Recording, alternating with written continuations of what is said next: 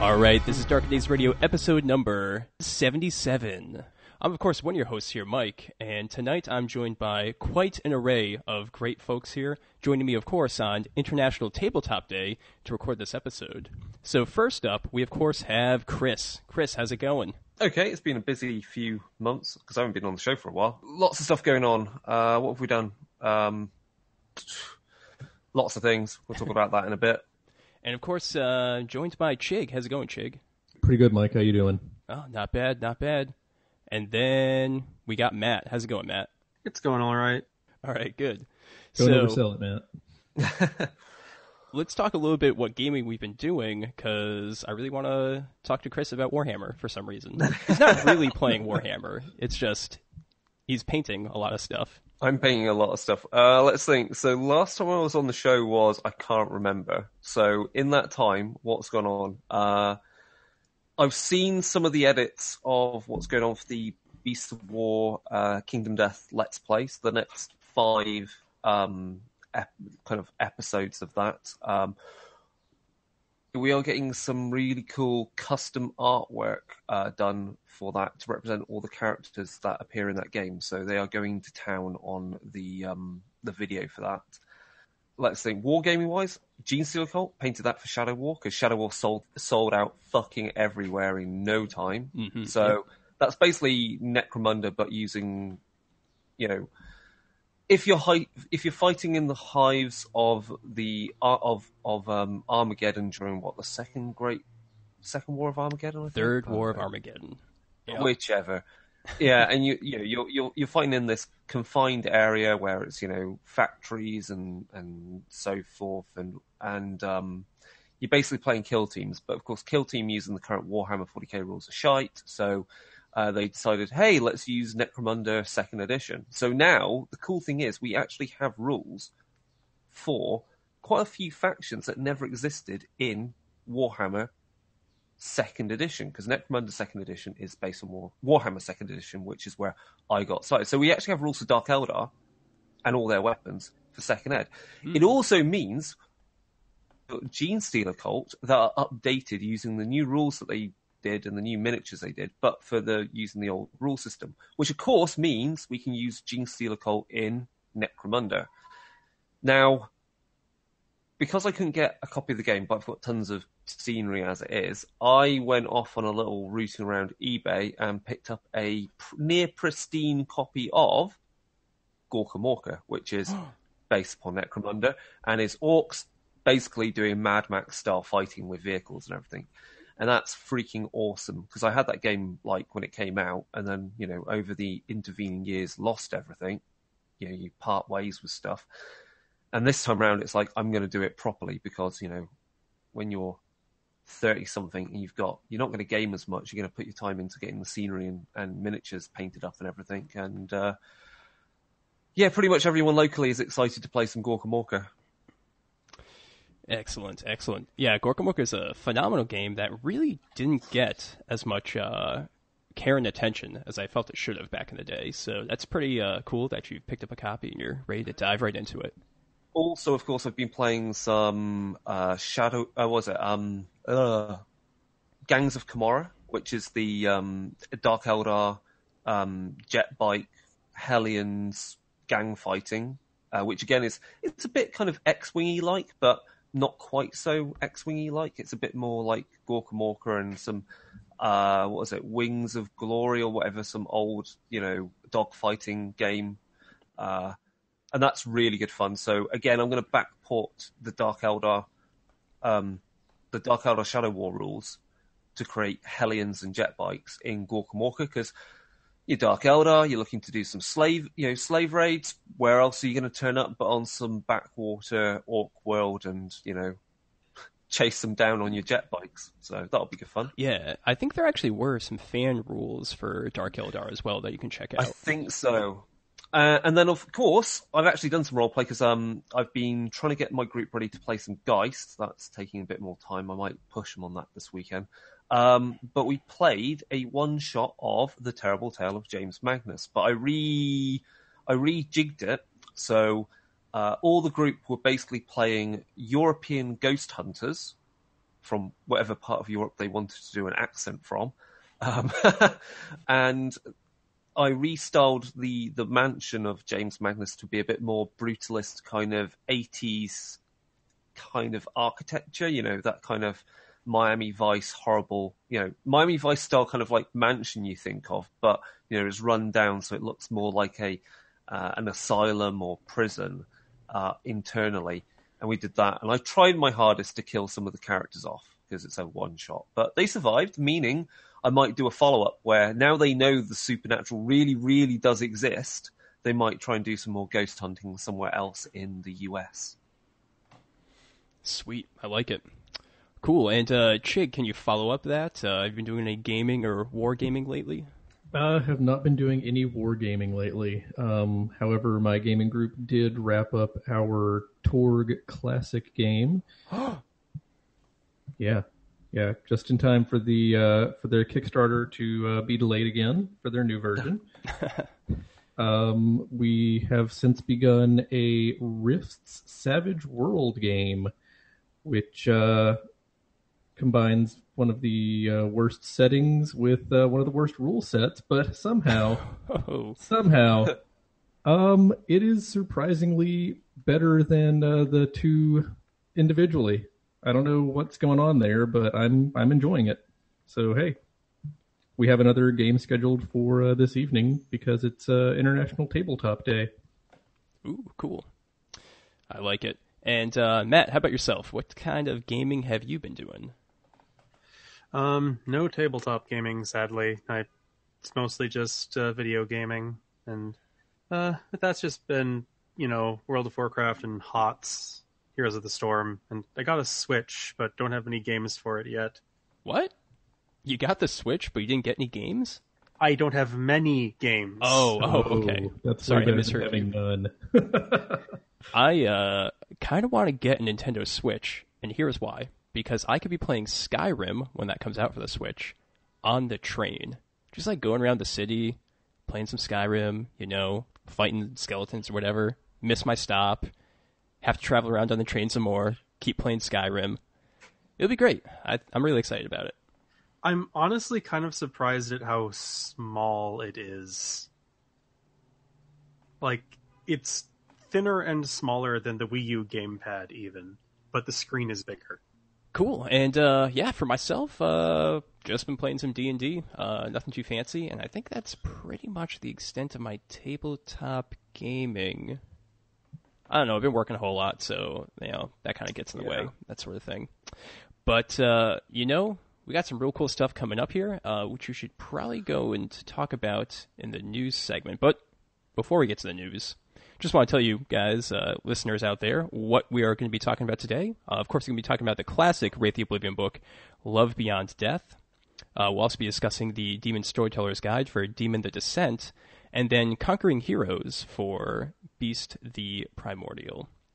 And the other cool note is that tomorrow is Walpurgisnacht, which is quite a strange, bizarre day, holiday in Germany and around the world. Mm-hmm. I'm running a party for it tomorrow because we decided that we needed a Halloween in spring. Cool. So Walpurgisnacht, or Hexennacht as it's also known, sounded a good idea. So we're going to watch, I think we're watching Suspiria, The Witch, and The Void tomorrow night while drinking some apple brandy Earl Grey tea based warm cocktail thing that I found a recipe for. Ooh. Yeah. And some vodka is in there as well, because, As why not? Okay, so Valpurgis Nuts, because I just brought it up on the wiki, just so we can explain.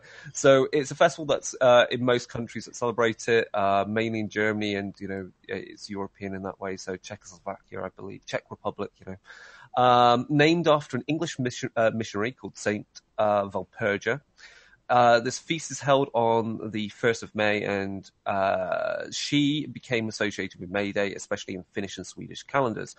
The eve of May Day, traditionally celebrated with dancing, came to be known as Walpurgisnacht, or also known as Hexennacht, or Witches' Night in German. It's also the Germanic term was recorded in 1668, so what do they do? Let's have a look. What do people do around the world when they do it? Young people gather around on the tops of hills, burning things. So it's kind of like that driving away the winter, because it is the last tendrils of winter holding on. Young people gather around. Sudden black and dense smoke formations are cheered as they emerge from the blaze, as they're considered to be a witch flying away. As evening advances to midnight and the fire is on the way, it's time to go search for a cherry tree in blossom, and young women should be kissed past midnight during the following day under a cherry tree. They will not dry up for an entire year, apparently. Is that the tree or the woman? The first day of May is celebrated. And there's some similar things like that. People dressing up as witches on this May Day, drinking various amounts of alcohol. In Germany, it's celebrated in Brocken. Again, they meet on Brocken Mountain that holds revels with the devil. There's a whole lot of, celebrating witches and driving away the darkness and celebrating the coming of actual, spring and things to do with eggs as well. So it's also got kind of very traditional, mostly a lot of the stuff that's also a forerunner to Easter, I guess, in some of the traditions there as well, or at least May Day traditions, which again have been co-opted by the Christian Church. And I think with the fun historical fact, we should probably move on over to...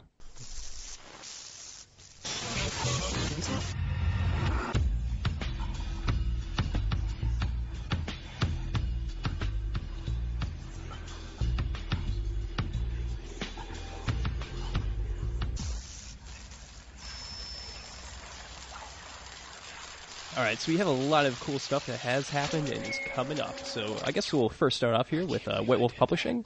White Wolf actually released the new Dark Pack rules, which are sort of just kind of fan guidelines for how to basically interact with the intellectual property of the World of Darkness.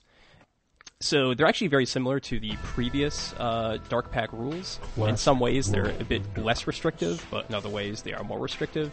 And fortunately or unfortunately for us, they specifically target like fan-made print material, PDFs, and like fan sites. But there's really nothing there about podcasting or any kind of audio medium, so they don't really affect us. But no.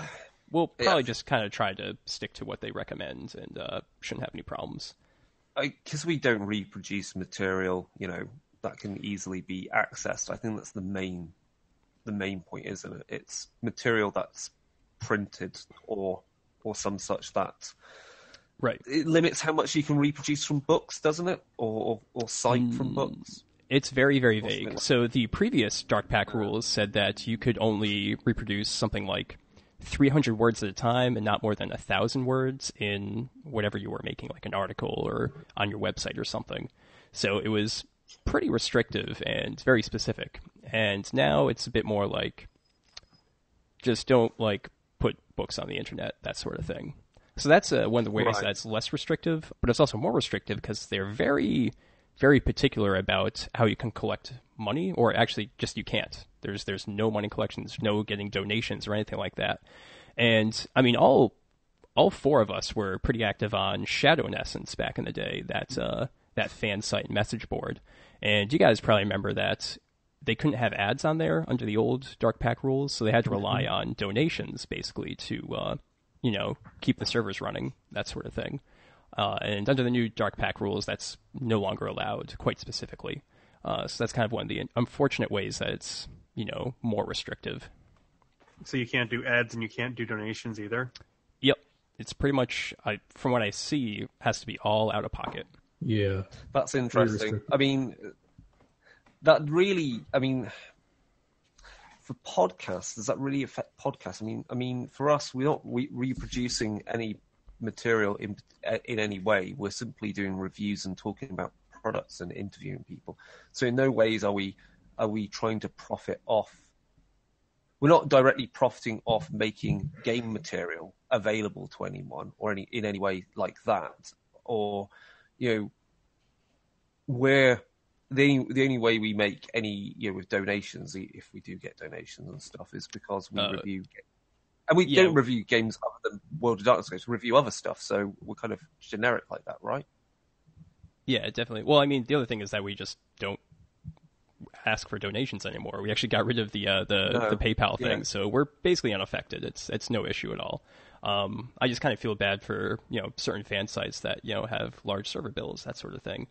So that's kind of unfortunate. But as I mentioned in other ways, the new rules are kind of nicer. So they exist. You should check them out if they affect you, and that's kind of just why we're bringing this up for anyone that is involved with fan communities, LARPs, or anything like that, just to kind of know what the new rules are and any changes. And in addition to that, so White Wolf actually released these new quiz apps, these little games which you can test your knowledge of the World of Darkness under a kind of timed system to see how good your score is. I haven't really checked these out too much, but they seem fine. I know Pete, our faithful Australian correspondent, has checked out one of these, and he seemed to think it was okay. And it's definitely something you should check out if that's what you're into. Cool. And we also have, of course, Onyx Path Publishing, putting out some new role-playing game material. Specifically, they have put out some cool stuff for Vampire the Masquerade. They have the new V20 Lore of the Bloodlines. This is a follow-up to the Lore of the Clans book and is chock full of cool information regarding the different rare bloodlines, the Nagaraja and the Samiti, for example, in Vampire the Masquerade. So some pretty cool stuff there. And I got a copy. I like it. Oh, cool. Yeah. And in addition to that, they also put out Hunter Tooth and Nail, which is a beast-themed hunter book. And Matt has some comments on that one, doesn't he? Well, my understanding of it is that it was written before the finalized version of Beast had been done, along with one of the other books we're going to be reviewing today. So it's a little bit out of sorts, but it does introduce 3 new hunter compacts, one of which is basically a support group for supernatural creatures who want to try to come to terms with who they are without turning into monsters. And they rather specifically hate beasts unless the beast is truly repentant and trying to figure out how to feed without hurting people. Okay. The other one is a bunch of kids who've been experimented on by the government to turn them into dream fighters to war against beasts. That one was written by David Hill, I believe. Yes. I think so. It's basically a riff off the kind of Nightmare on Elm Street idea that the kids can finally turn the tables on right on Freddy Krueger. Yeah, but basically they they escaped with a van and some wheelchairs and are now going around the country killing beasts. And then there's the third one, which is a group of religious cultists who think that beasts are sent by God and that heroes are actually evil and that heroes are bad because they cause collateral damage and kill innocents. So they specifically only hunt heroes and kill any of their member that even accidentally kill a beast. Right. Yeah, that's it's a little harsh and restrictive there in their outlook. It's kind of, this reminds me of some of the more problematic kind of sects and organizations and supernatural relationships that we had in the classic World of Darkness, saying that specifically vampires don't hate werewolves and vice versa, and they never work together. It seems very restricted to the story to have that kind of a hard cutoff. So with the first group that you mentioned, I would just simply change them to make it that they don't hate beasts. They are quite willing to work with them. However, maybe they understand that there's quite a bit of danger, in working with these types of Well, no, this creatures. is like they're willing to work with the beasts who want to change, but like the beasts who actively like they're a support group. So like they're dealing with people like PTSD and like people who were victims of beasts doing horrible things to them. Like they support both mortals and supernaturals. And if a mortal comes to them, it's like, I keep having these horrible nightmares where I keep getting eaten. Then they're going to be like, okay, there's somebody out there we need to kill. Okay, interesting. All right. That does sound like something I would use. However, with the latter one, with the specific church, no, I guess that does kind of work. They're called the Reckoners, and it's like the entire book is like the opening parts of the book is very insistent that you're supposed to be hunting heroes and leave beasts alone because beasts are a protagonist splat. But then it gets into the other compacts, and they're like, no, we want to kill the hell out of beasts. That is very inconsistent. I mean, with all the Hunter books, that's kind of the point of Hunter the Vigil, Hunter the Reckoning, is that you usually are directly opposed to what are typically, I guess, protagonist anti-hero splats that you usually play as. Yeah, I don't know. I mean, it sounds like it's a bit of a mixed bag, but there certainly seems to be some cool ideas in there. Definitely something neat to check out if people are interested in a little more beast material or how hunters would interact with the additional setting elements. Could be cool stuff. So what else do we have? Cursed Necropolis Rio is out for Mummy the Cursed, and it's pretty cool. I mean, I think this is our first city book in South America ever for World of Darkness or Chronicles of Darkness. Correct me if I'm wrong here, guys, but we had Rage Mexico. Across the Amazon. I just remembered we had it. Mexico for Vampire Requiem. That's North America, luckily. But okay, sorry. Just I think for Rage Across technicality. the Amazon was okay, if memory serves. It existed. I've not looked at Cursed Necropolis yet, but I'm excited to see what's in there. So, what was wrong with how was the werewolf one? Yeah.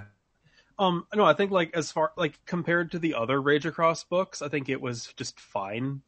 Like it actually presented, I think Golgol Fangs First was probably the first werewolf character that was actually, hey, we need to be conciliatory about the War of Rage. We need to work with these other people. We need to, be working for Gaia instead of against her. And that was, rather of a landmark for that kind of book, because this was, early werewolf where they were all idiots all the time and incredibly antagonistic towards everyone. And yeah. Yeah, Rage Across the Amazon is also very well received because it just brought in so many cool elements of the werewolf background into one setting. So there's a lot of combat, fighting over the Amazon against Pentex forestry teams and these soldiers that they have basically deployed in Fomori. So you get that kind of you can get rocks off with the kind of action scenes and all that. But there's all these different changing breeds that are in the setting as well they get to interact with. And it brings together all these werewolves from different parts of the world.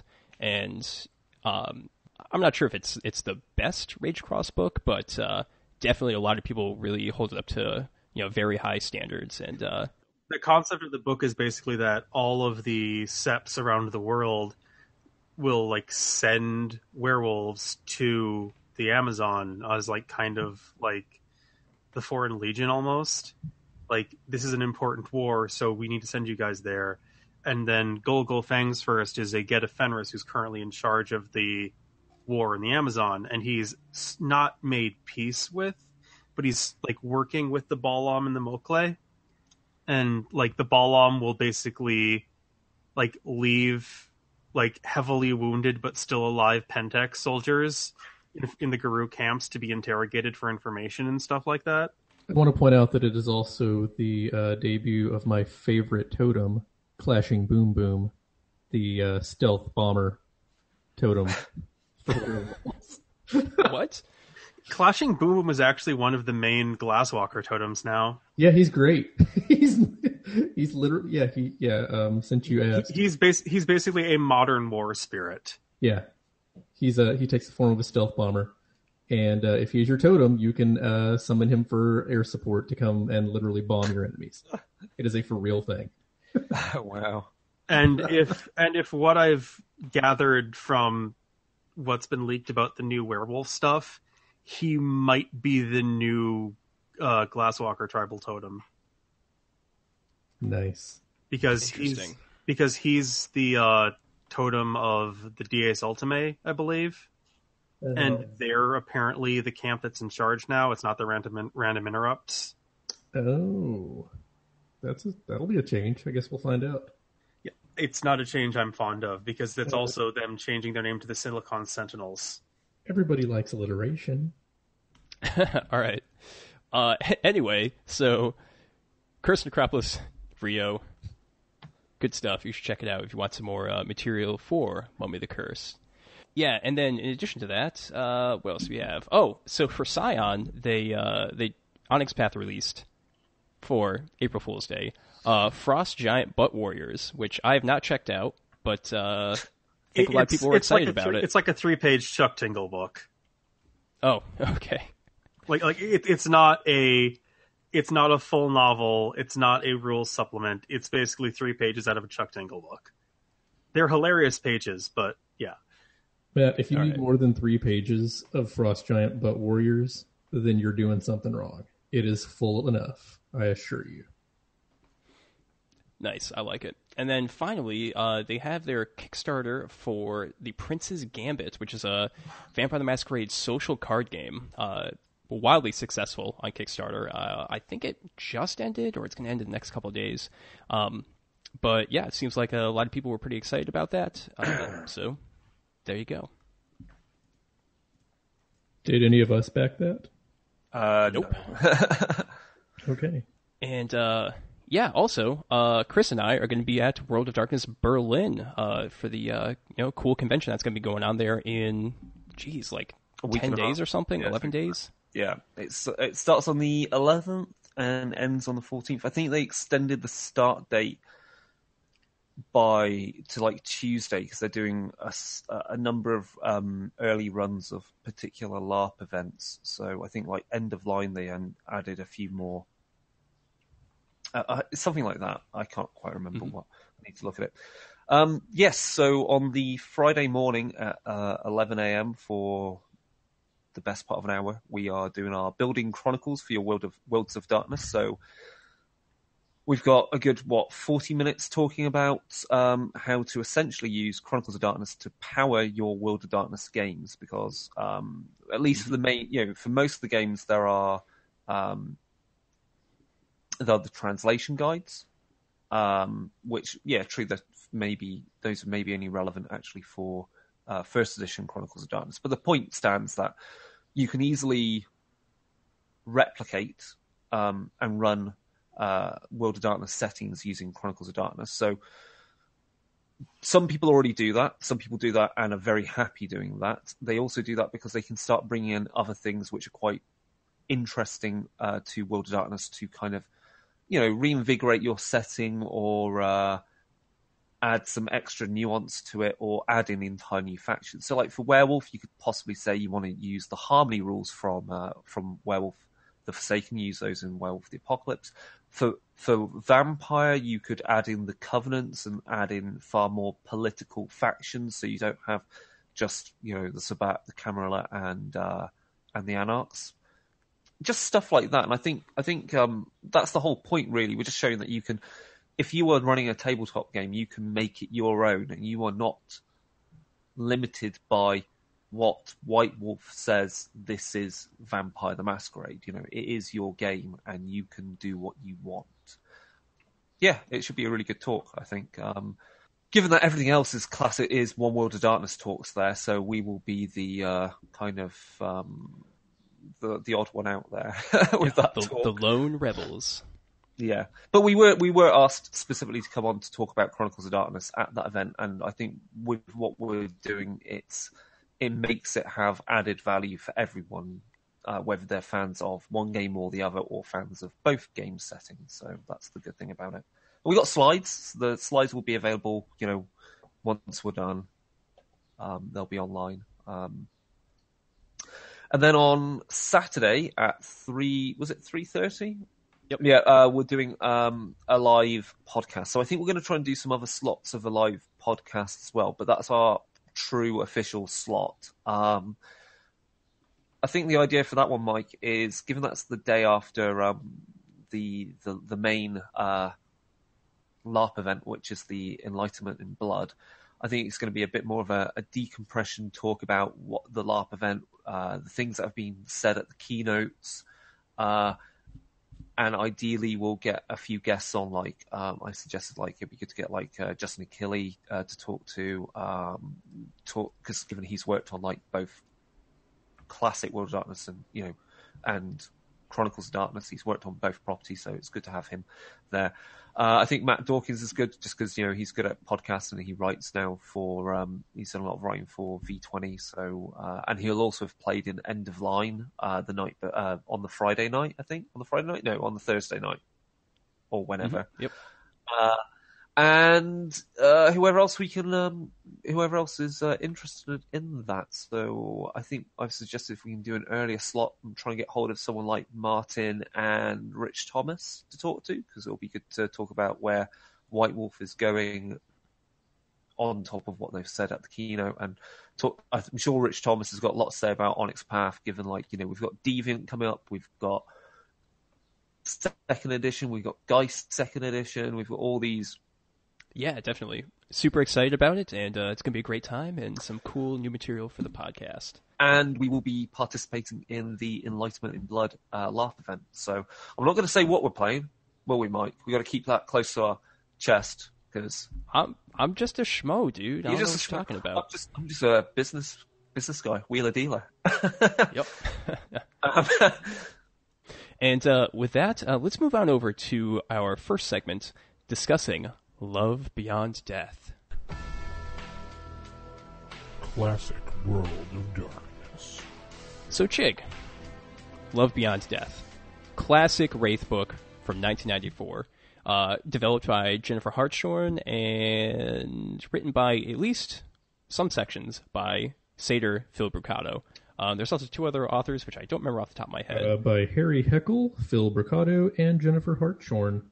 It's an interesting book, very conceptual, even more so than many other World of Darkness books that were coming out at that time, discussing mostly how to portray and explore tragic romance in your World of Darkness game, specifically for Wraith the Oblivion. I think it does a pretty good job of tackling that sort of initial conceit.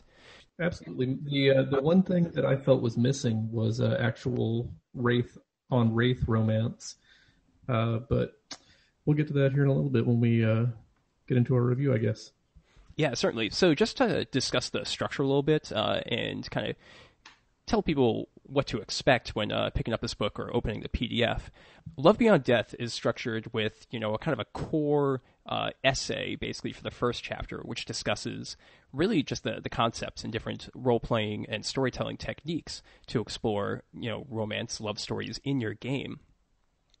From there, it gives you a bunch of different sample stories, scenarios, which are all, fairly short. They probably only take you 1 or 2 sessions to run in your game, and don't take up too much space in the book. And in addition to that, there's just some odd little knickknacks, I guess. Some write-ups of some historical figures and their own tragic love affairs, and even some artifacts in the Wraithly world that are related to romance or the kind of passions of love. So specifically, I think we're going to first just start off here, Chigg, and talk about the first chapter, which I thought was phenomenal. I mean, it's kind of what you were looking for when you pick up this book, is this discussion and these kind of recommendations for how to take these elements in your game about death and damnation and just kind of bring them to life, if you will. Well, chapter 1 was just the introduction. Chapter 2, in my opinion, is where the book really begins, after it's defined what it's going to do and laid out its suicide, laid out its general plot, I guess, of the book. But hey, man, if you like chapter 1 better, that's great. But oh, my bad. Sorry, it's been a couple months since I read this, so they kind of might have just blurred together a little bit. No problem. Yeah, chapter 1 was really just the introduction. Hey, this is what this book is going to be about. Here's some really general open terms, definitions of what we're going to be discussing. But chapter 2 is where it starts to get into the nitty gritty of the things, where the chapter is called Love and the Game. It's about running a game that incorporates romance, love, desire, and sex, which, if you're going to be playing a game as heavily focused on emotions as Wraith is, you might focus on some of those here and there on occasion. It does a really great job of telling you how to set the mood with tone and atmosphere, with things like props and music, stuff like that. And it also covers very briefly how to deal with sex in the game. How to say, and then they, were distracted by one another, fade to black, so that it doesn't get too terribly uncomfortable for anybody else at the table. It gets down to the game mechanical aspects of love, lust, romance, all that fun stuff. If you're going to build a Wraith with passions about that.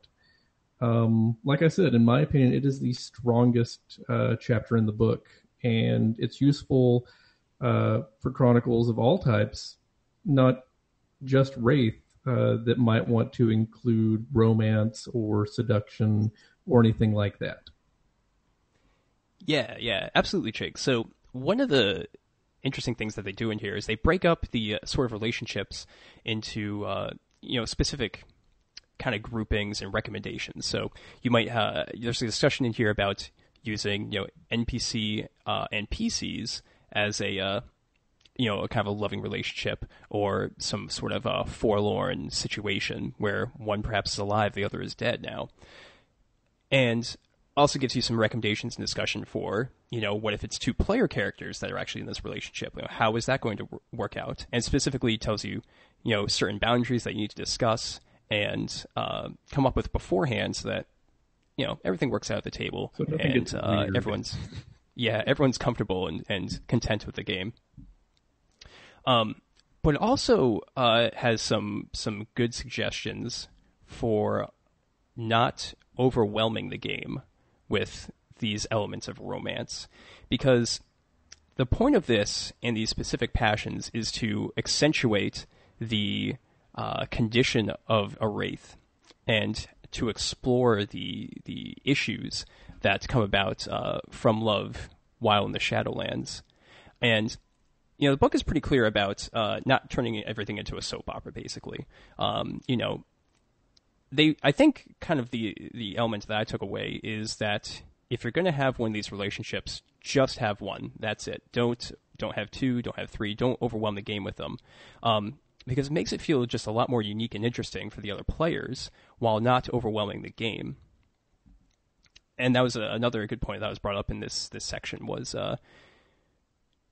if you're going to be doing this, don't focus too much on it, because it might get a little boring for the other players, since it's really just either, these two players just talking it out and everyone else watching, or just the storyteller and the single player just focus on these very personal stories and elements that the other players may not be able to contribute to. So, pretty cool stuff. Now here's where I'm going to have to disagree with you on that, I'm afraid. Okay. I like soap operas. I don't like, Days of Our Lives or anything like that, but I like the soap opera aspect that can come up in a game. I like it when you have characters who are in a love triangle or quadrangle or whatever. I like that kind of a game. I like a nice interpersonal feeling to a game. I'm not one of those guys who's all about, let's go find some goblins and hit them with a stick or anything. Although that can be fun as well. But if everybody is into that kind of a game where you're playing through how your feelings and how you deal with one another and all that, then it's fine. But yeah, if not everybody is into that, not everybody wants that kind of game. Everybody else at the table really just wants to go out and hunt some monsters, and hey, don't bog down your group. But there's a time and a place for everything, including soap operas. In addition to that, there's actually something really cool in here that I just was skimming through and found. I wasn't actually able to research this too much, but there's this really cool point in here where they're discussing dreams and how some people, and remember, this was written in 1994, so there's probably more research into this at this point. But they're mentioning that when people dream, it's typically in the sort of deep sleep in the regular dream cycle. However, a lot of people that have dreams of loved ones, typically that actually happens in a different sleep cycle known as the silent zone. It's just interesting, a very interesting point that the human mind reacts slightly differently. So I thought it was just kind of a cool little aside that I want to look into more and see, if there's been further research into that and some explanations of why that might occur. But it could give you some inspiration for your Wraith games, since there are a couple of Arcanoi that do deal with dreams, and you can give some further, explanations if, say a mortal character is seeing a psychologist. That could be some kind of cool, fun tidbits to sprinkle in there regarding their condition. Oh, absolutely. This book is only 90-something pages? No, not even that. 68 pages, and it's just chock full of fun and exciting little tidbits like that you can steal from. There's one additional chapter beyond that, before we get into the sample chapters. There is Beyond Death, which is chapter 3, and it tells you how to incorporate the themes of romance and love into your game.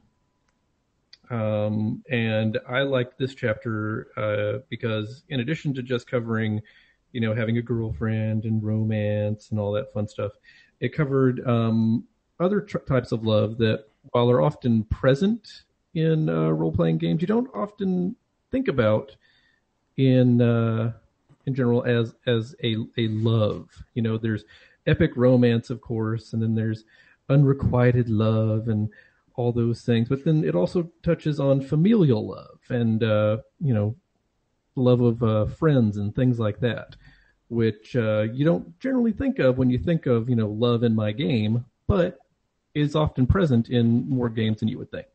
So I like that it covered that and how to use that kind of stuff in your game. So moving on to the sample stories, I don't know if there's too much I really want to say about these. One of them is phenomenal. I think it's awesome. The other three are not really anything to get excited about. I think you liked that one a lot more than I did. I thought it was great.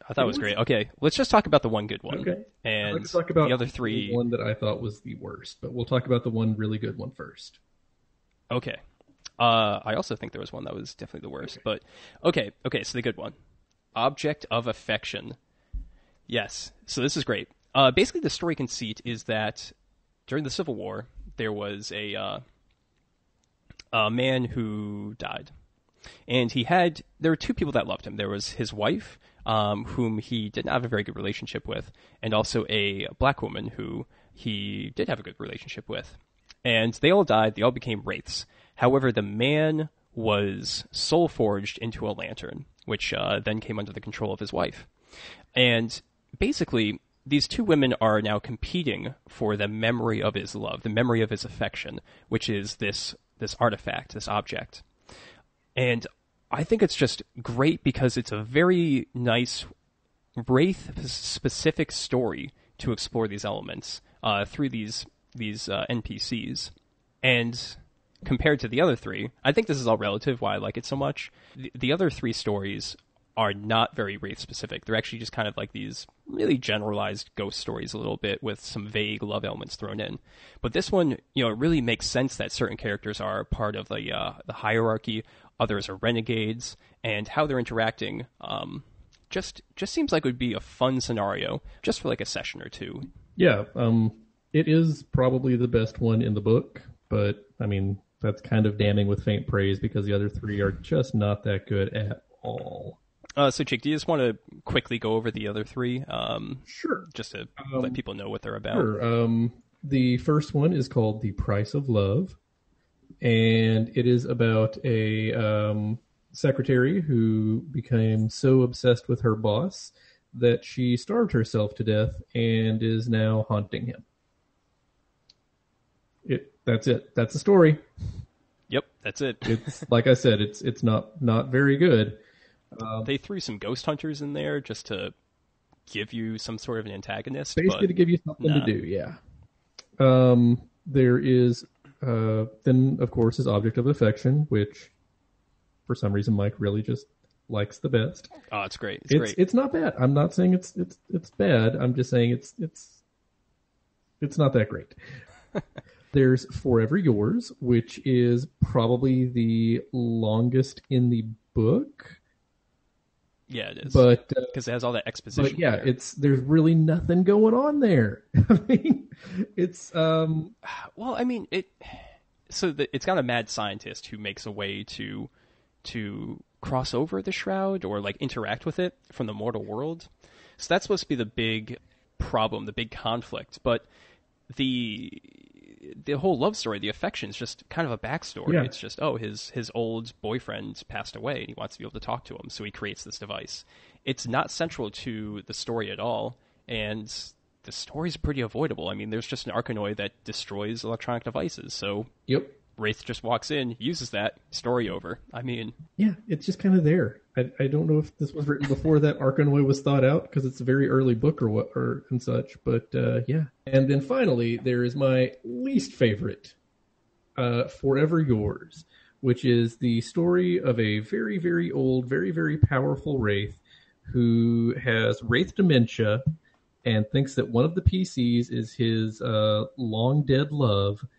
Spoiler alert, the PC is not the long-dead love. And everybody takes advantage of this poor old man. It's not good. It's kind of it makes your characters kind of shits. Yeah. I mean, so as I was reading through these, it seems like these would have been good if they were just like 2 or 3 sentence story hooks, taking up like half a page or something. Sure, and each one of them has a 2 or 3 story hook variant in it. I mean, yeah. None of them are any better, but but yeah, they just weren't really served by expanding them. So yeah, it's a little unfortunate, but I mean, and this is pretty much the majority of the content of the book at this point. All that remains basically is a couple pages detailing these famous and now dead historical lovers like Anne Boleyn, Tristan and Isolde, and some extra artifacts as well. I like this book overall. That's gonna be my review. I like it. I think the initial descriptive essays in the beginning were very interesting and very useful to any World of Darkness game. But the back end of this book was all just filler. Absolutely. It's 20 or 30 pages, including art of really, really good. It's actually exactly 30 pages, and then about another 38 pages of filler. Yeah, definitely. So I would not spend much money on this. If you do want to check it out, the PDF is actually pretty reasonably priced. It's only $6, and by today's standards, like a 30-page PDF with good content would probably be like $6. So, it kind of works out. So that'd be my recommendation. If it's like really expensive on eBay, unless you're collecting it for some reason, I would not probably spend a lot of money on it. But it's cool. There's a lot of good things to think about and some solid ways to kind of like expand your game. So I'm happy that they put it out. I think it was a pretty good experiment, but I mean, I don't know if it sold well in the past. Based on the content of the Wraith line, it doesn't seem like they had any other books focusing on particular passions or anything like that. That is a good point. They really didn't. If this was the first one that they did, and they were maybe going to do a line of different passions, then that really didn't pan out at all, did it? Huh. Nope, I don't think so. Although I'm not sure if that was at all the idea, or if they just needed another source book and they had this nice essay and could make another 35 pages of filler. Yeah, like you said, $6 for PDF, totally worth it. But I would not pay more than $6. Yeah, certainly. Cool. Hey, Chris, Matt, do you have any questions or opinions on what you just heard here about Love Beyond Death? Not really. Not really, you know. The stories are all fairly wraith-centric, since, it's all about, one of the members having to be dead. That doesn't really fit into anything except, say, vampire. I mean, these are all story seeds you could use as, like, ghostly hauntings for other splats, I guess. And I mean, think of it, looking at it from, like, a Chronicles of Darkness point of view, because, the rules for ghosts are so tightly integrated across all the game lines. You can take all these as story seeds in that way. But, they wouldn't be interacting with wraiths, there'd be, it's either a vampire or a mage or someone that's interacting that is the target, or just a normal human that's the target of these ghosts and these stories, so I guess they could be used in that way. They're all, story seeds. You know what, Matt? I think this is highly applicable to Werewolf the Apocalypse and Werewolf the Forsaken, because what if there was a spirit that was in love with a werewolf? Would this not be directly... Actually, they can just step sideways. What if, Matt, there was a spirit that was in love with a kinfolk? That's an interesting conflict right there, isn't it? Spirit of love, spirit of passion. That's a story seed right there for you. You do, or I might just be crazy. You do know that Children of Gaia Revised has a gift that allows you to fuck health back into a spirit, right? I think I might have known that at some point because you told me, but thank you for reminding me. So what I'm hearing is always take this gift for your werewolf LARP character. Gotcha. That is the same book with The Rite of Clouds and Rain, which has the wonderful MET notes of don't. Oh my gosh. All right, that's good. That's good, Matt. All right, cool. So is that it for Love Beyond Death here? Should we move on over to our first Chronicles of Darkness segment of the show? Oh yes, let's.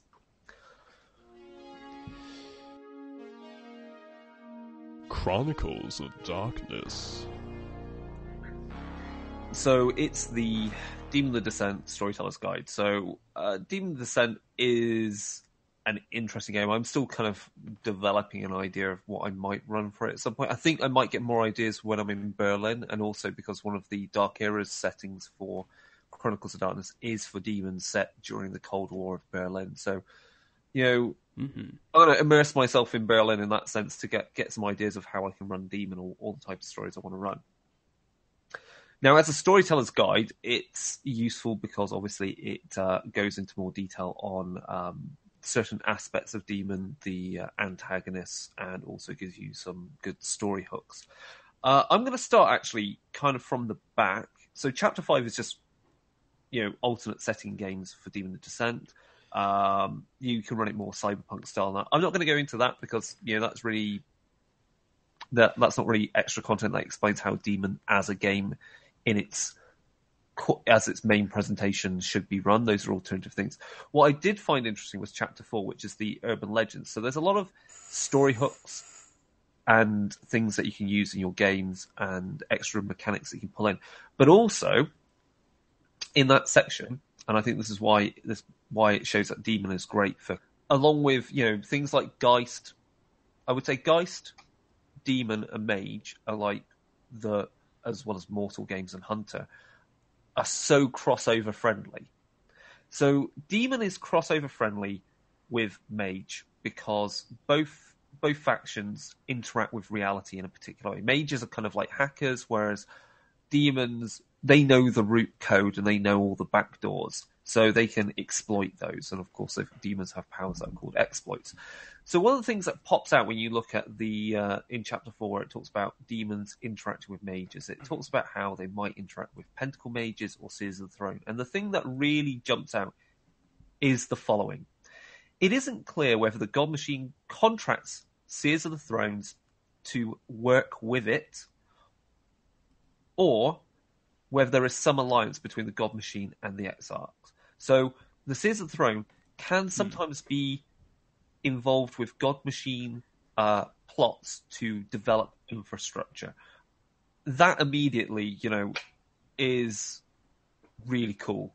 And you could have your ring of your ring of demons that are investigating some infrastructure that brings them into direct conflict with these mages who have a control over reality in a way that demons don't, and who are also beholden to powers beyond the world itself. So that off the first bat is just, I think, excellent. So there's some ideas there. There's some how you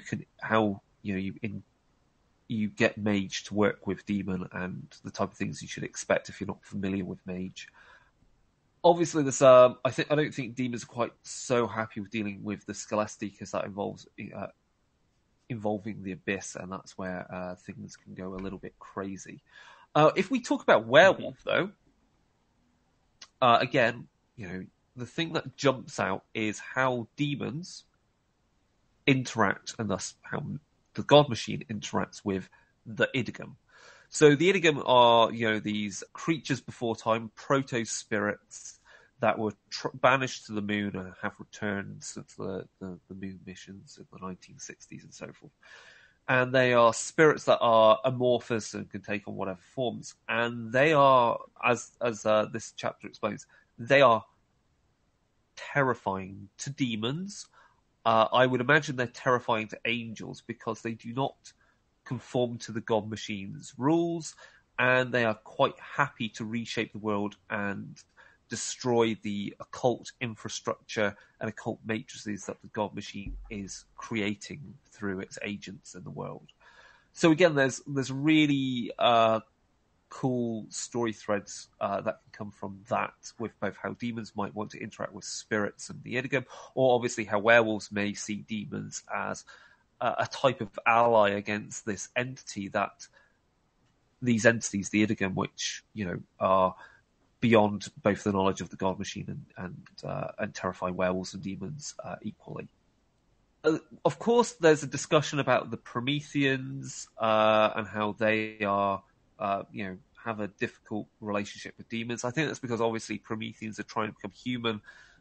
Demons aren't human, masquerading as humans, and of course you've got the demonic pacts, which obviously are stealing people's lives. I don't think Prometheans would be very happy with that, much in the same way that Prometheans would not be happy with a beast telling them, "Oh, but you're a monster." I think there's quite obvious antagonism that could turn up there. Obviously, there's some rules on how disquiet influences demons, so that you can use that as a condition within your demon game. So some of the conditions that would turn up from Promethean are reprinted here for use in demon. Of course, there is the principal and the Quishalim, who are, again, this the principal is this abstract godlike entity that channels pyros and energy into our world, and the Quishalim, who are kind of angelic like spirits. And again, big discussion that you should treat that if you're going to include the principal and the Quishalim in your game, you should treat them in the same way as you treat the God Machine, and a noble eldritch kind of entity that is also an entity of change in the way that the God Machine is not. So this kind of works into some of the ideas that I'm sure we'll discuss. We talk about using some of these ideas that you can inject into your World of Darkness games. Demons should be wary about interacting with the Quashmalin plans, because the Quashmalin can come in and do things like just leaving a book open on a certain page, or killing certain people to push Promethean along their way to whatever goal, or to perform whatever action that the principal requires. So that's obviously fun reading. There's obviously a discussion about Changeling and Lost and how changelings interact with demons. Basically, the God Machine does not interact with the hedge. It's kind of anathema to it. And the True Fae are a unknowable type of creature, which again, they break the rules of the God Machine. So again, they're not fun entities for demons to interact with. Hunt of the Vigil, I'm not going to go into this. There's a lot of discussion on each of the different groups and how they interact with demons. Geist the Sin Eaters, again, they don't follow the same rules as demons because they interact with the dead. They go to a realm where the God Machine doesn't penetrate into. Interesting, useful allies because they can work around the God Machine's infrastructure in different ways and deal with ghosts and so forth. The discussion, though, about Mummy the Curse, again, is quite equal to that of Promethean. Again, because mummies are very powerful entities that are the servants of these unknowable gods of death. And again, you don't want to piss them off. There's again some more discussion about that and how the energy, their what is it? Not essence. I can't remember what mummies are powered on, but you know how that interacts with demons and is useful. But I think there are some other interesting there's some interesting things to be said about the Strix if we talk about vampire. So the Auto Dracula are obviously drawn to places where energy coalesces, and the God Machine manipulates essence. So infrastructure, ley lines, and what is it that the Auto Dracula follow? What's it called? Not coil. What's the sentence? The coils. Do you understand what I mean? No, it's not the coils. The loci, where essence obviously blossoms up into our world, tainted by whatever energies and feelings and emotions are located with that area. So the Auto Dracula are drawn to infrastructure to investigate and see how that works into ley lines. And of course that means the Auto Dracula will mostly note that the Strix are also drawn to... The Strix, of course, are agents of corruption and destruction and chaos, and they like fucking up the God Machine's infrastructure. So it says that when the Strix are attracted to infrastructure over time, strange, not quite biological liquid bubbles up from the ground around these buildings and facilities. Buildings crack, machines break, and this in turn draws more Strix to them. So again, this fits into the idea that Strix are causing chaos. So the idea that the Strix are also hunted down by angels is quite interesting. Because of course that means, well, is there a reason then for why certain vampires may well have work for certain angels of the God Machine? You know, tit for tat, you know, you kill the Strix for us, we'll help defend your infrastructure in certain places or ensure that an occult matrix comes into being. So that's, there's a whole section that looks into how each of the other supernatural entities in the game interact with the God Machine. There's nothing said about Beast, but I think that's because the book was written before Beast was finalized, and also that we know that demons hate beasts. So, enough said. Yeah, certainly. The one thing that I'm kind of curious if it was mentioned in the book is that in Hunter Mortal Remains, it now clarifies that the Lucifuge conspiracy are in relation to demons from Demon the Descent, and not like something from World of Darkness Inferno or the goetic demons of Mage, the Awakening. Yeah. So was that brought up in here? No, they talk about the Chiron group and they talk about Network Zero. They don't talk about the Lucifuge. So they are clearly treated separately in that Hunter book. I'm not sure if I'm really sold on that idea of Lucifuge being related to the Demon of the Descent demons, but that's what they went for in that book. And I mean, it's all optional because this is Chronicles of Darkness, so use it if you want. So if we go right back then to the start of the book, because that covers, I thought covered like how this book helps you get Demon working with other games. They introduced a new. They go into more detail, full detail on the Analysts, which is a new incarnation for Demon. So the idea of that Analysts are the type of angel that's never known about and never seen, because they merely observe to gather data for the God Machine, so it knows then what next to do.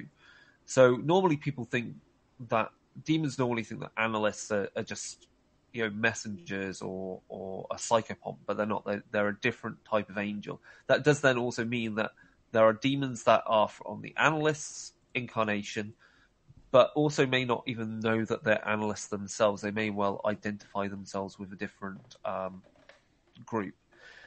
And that plays into something that is discussed later in this book, that a demon, when they fall, may well possibly change their incarnation. So they could be a destroyer demon, but the fall, in fact, kind of reformats them and turns them into a guardian. So you can also use that as an idea in your game, that the incarnation of demon that you are doesn't necessarily match the incarnation of angel that you were before your fall.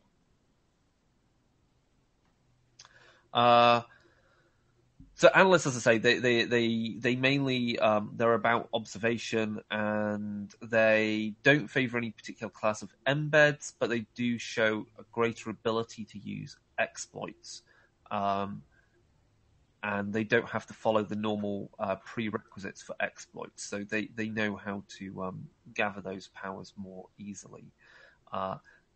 Analysts' demonic forms are unobtrusive. They've got elements of them like that represent stealth capabilities. They might have large ocular kind of machinery of their eyes,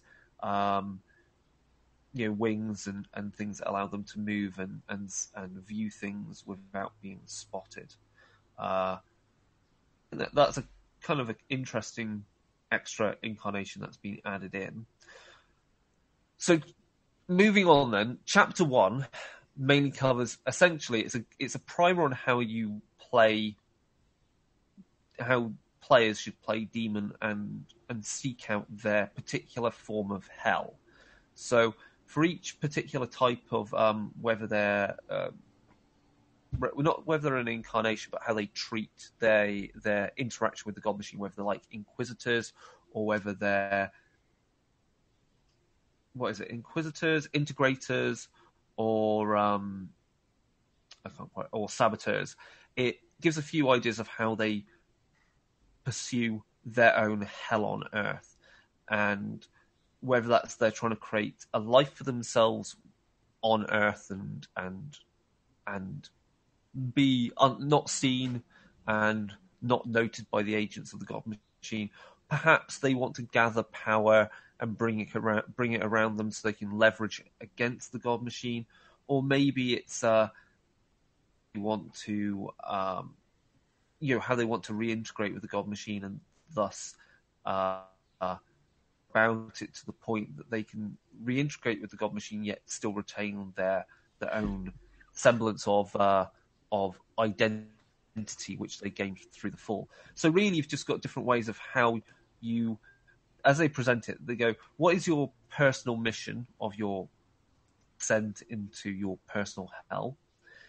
What is the road that you follow in order to achieve that? And then it also has a section under each of the ideas of how can that hell be disrupted by either the God Machine or antagonistic demons to you. So how can your well-laid plans fall apart? So again, I think these are all different. It's a great little chapter that can help when you're building when you've got your group of players, helping them think more about, I'm a demon, but what is my long-term arc that I want to explore in this chronicle?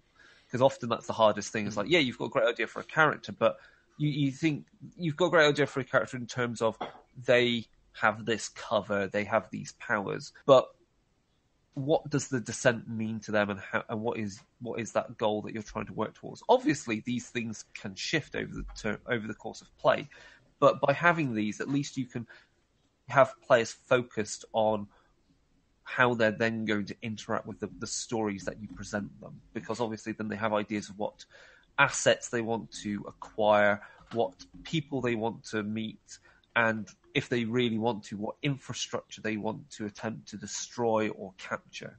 Yeah, certainly. And I mean, this is one of the things that was, a little rough in Promethean First Edition because the milestones were so binding. But especially with Second Edition, how they've kind of opened up the pilgrimage a lot more. It's just a great way to basically pass along a lot of the planning and storytelling to the players themselves, and sets up some of the expectations of the game that the storyteller can then just go and run with. And also just kind of a fun way to kind of just track the timeline of your character as well, as you see these particular events and goals that you want to achieve unfold. So I'm a real big fan of it, particularly in Promethean, but also here in Demon as well. Yeah, so I mean, there's lots of really good ideas in there, and I would make this part of the book very much out, give it to the players, let them have a good read of it, because it would really then help them get a good focus on what they want to get out of the game.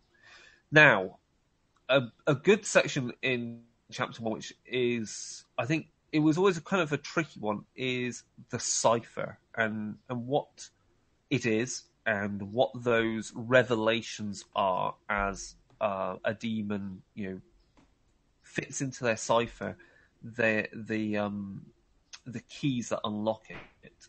So again, the idea is that the cipher in the game is where the demon is interlinking certain embeds in a particular. They have to be the right ones in the right order, so that it finally unlocks some greater truth for the demon.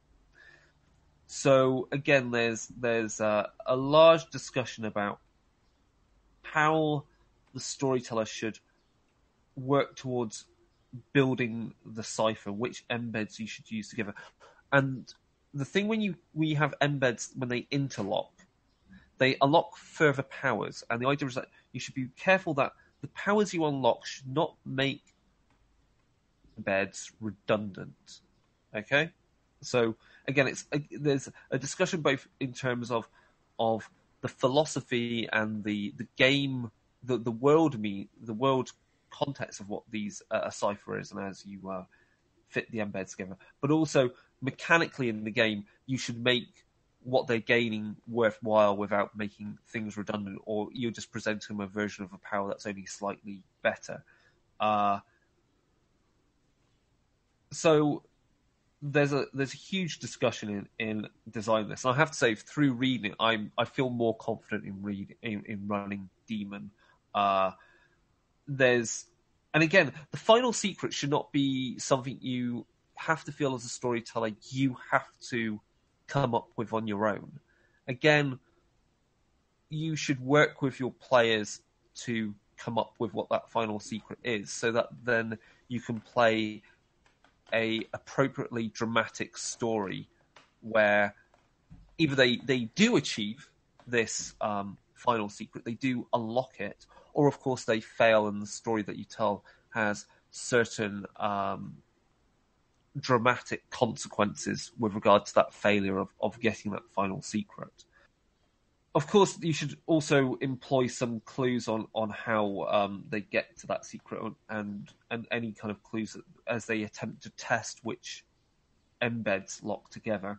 They also give some ideas of what things can be revealed to a demon as a final secret. So, for example, if say you're playing, and these relate to the type of hell on earth that I talked about earlier, they link to those. Your descent, what the final secret should be. So your pathway to hell may well be run counter to what the final secret is that you uncover. So either they're complementary or they're contrasting. So depending upon how you want to play what the true revelations are to your demon, you can pick these to fit each other. So for example, if you're, say, a demon whose pathway to hell is that they want to be an arcane physicist, they really want to understand how the god machine works, how the occult infrastructure operates in our world, and how simply the demon, how the god machine has a building built there, another building built there, and then has like 20 sacrifices committed around the buildings over time, and that creates some, resonance and some outcome, like summoning an angel, how all that works. The revelation for unlocking your cipher for an arcane physicist could be, you are the fulcrum, find the lever. So essentially saying that as a demon, you are a turning point and integral to changes in the world, but you have to find where you fit into the world to make those changes. Or for example, like an integrator, so someone that wishes to control the god machine and integrate with it and tame it. The revelation when they unlock their cipher, the example they give here is every pawn is a potential queen. Guide them to the end of the board. Now that way may well also mean that revelation may also mean that the demon changes their viewpoint on the world, that they don't need to integrate with the god machine, that they can help both themselves and other demons be guided to end goals that elevate themselves above the god machine itself. So, I think that's really, all of that works together, that it feels easier to come up with, to design the cipher now.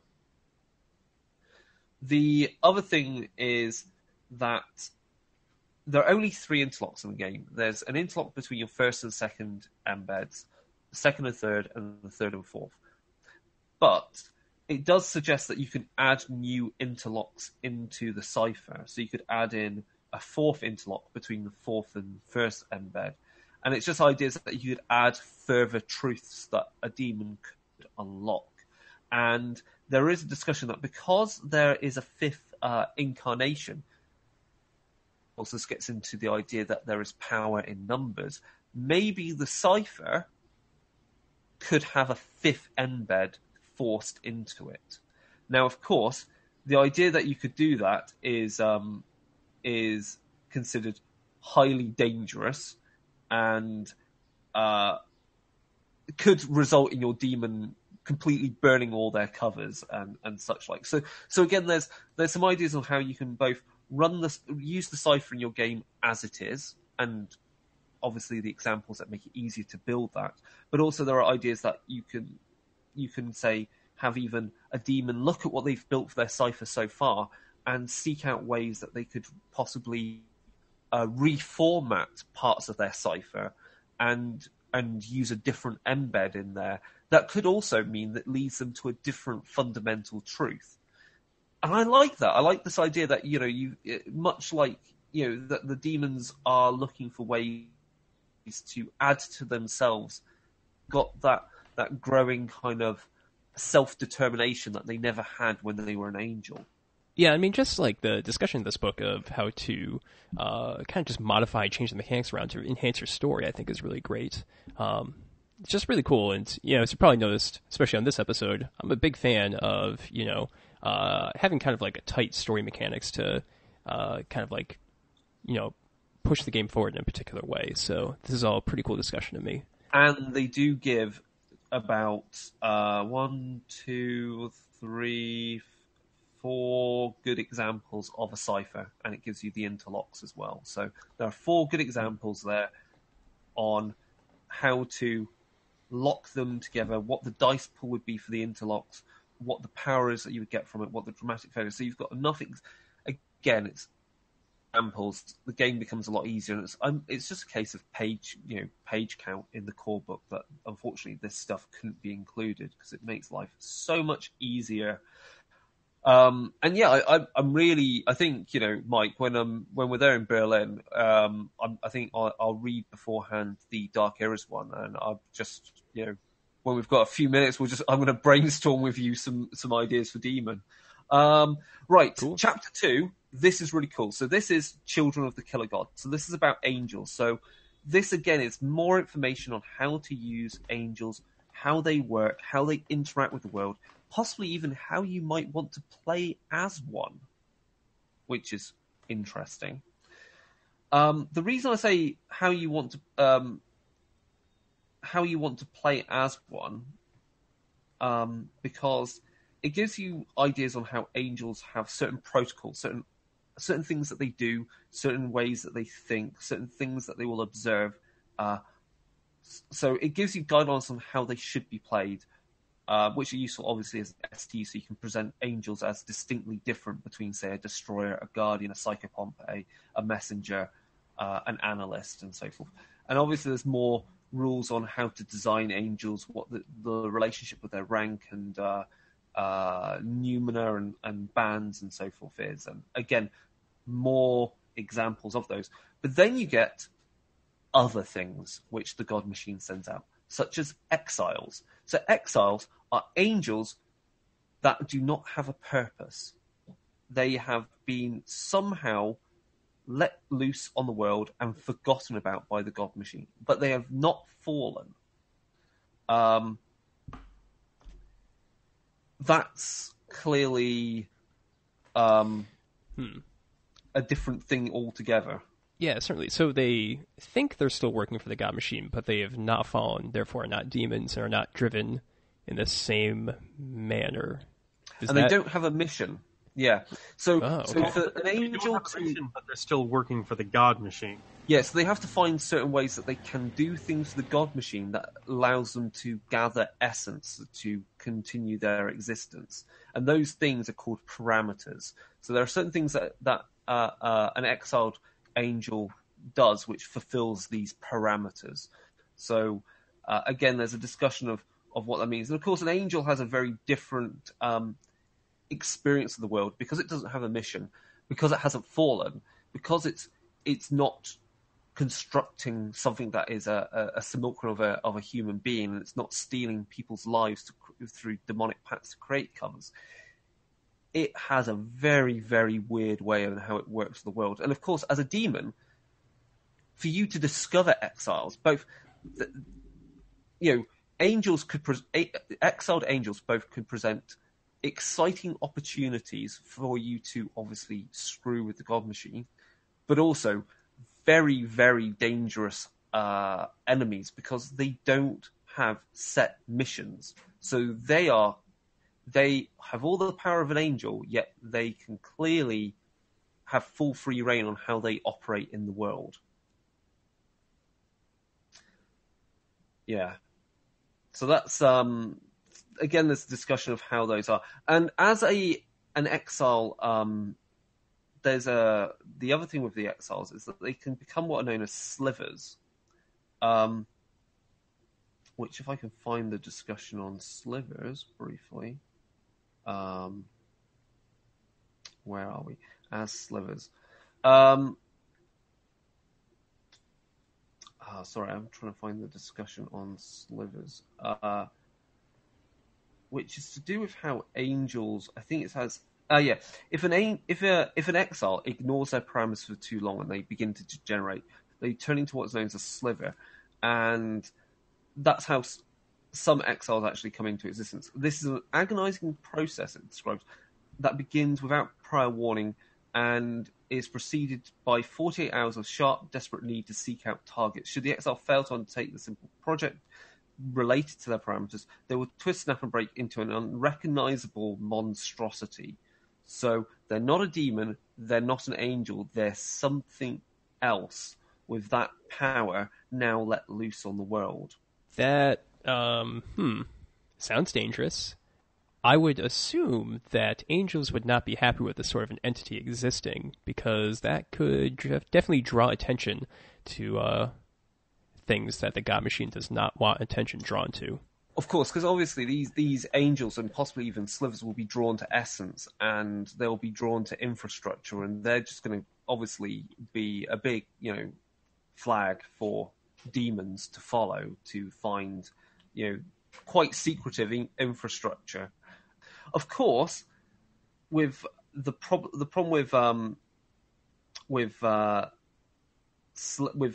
exiles is that sometimes the God Machine can also send angels into the world as exiles, as a way of kind of hiding an angel in the world, and then as kind of like a sleeper agent, and then its mission comes into being once the right kind of parameters have been fulfilled and the right things have come into place. And so what was originally just a kind of, it's an angel, but it's not a threat, and has actually been interacting with demons in an almost friendly manner, has now obviously been triggered and becomes this angel now with a purpose and with a mission. Interesting. Yeah, it's a good idea. There's also things called imperatives. So they're not angels. They're kind of smaller things put into the world. They're smaller servants, minor servants of the God Machine. And an imperative is originally designed to make a person do something. So it's like, making sure a person turns left, not right at a particular junction, so that, the God Machine's plan carries on. You don't need an angel to do these things. So it's minor things where you don't need the level of interaction and thought that an angel brings, but you still need to have some level of direction. And some of these imperatives, obviously, sometimes imperatives can keep on existing beyond the lifetime of their function. And so an example of this is called the Wendigo Psychosis, which causes people to, obviously in the extreme cold, to become cannibals. So that is a drive to cause people for people to become cannibals. So these ideas, it's kind of like a mimetic virus. That's so it's like an underlying program, basically. Yeah, which affects people. But it's not a spirit. But it is a spirit, but it's not a classic spirit from the Hissel. You also have simulacra, which simulacra outwardly appear human, though have been extensively modified with machinery to perform particular tasks. So basically, they're the staff that protect an infrastructure, along with angels. So I'm confused. Are you always able to punch the imperative, or is it something more conceptual? Or does it vary? No, so an imperative is a conceptual thing. Okay. But it's kind of like a conceptual spirit that causes people to do a certain action or certain thing, whereas a simulacra is a person that performs a certain action that's been built by the God Machine. But like, there's also an imperative that gets off the leash, kind of like, it seems almost like a paperclip maximizer for human behavior. Like, it's been programmed to tell people to do something, but never told to stop once its purpose has been fulfilled. So it's just out there continually making people do this thing to the point where it's probably actually impairing its original function. Yeah, it could be like, an imperative could have been something like, it could have been loose in the world and it was designed to make a particular, person become addicted to heroin, for example, right? Because you need that person taken out of a company in order to have that company perform certain actions so that they fulfill the goals of the God Machine. But that imperative now didn't go off and delete itself after it finished its role. It's now, unfortunately, loose in the world, and is the reason why there's a particular kind of, there's a rampant drug usage in a particular area of the city.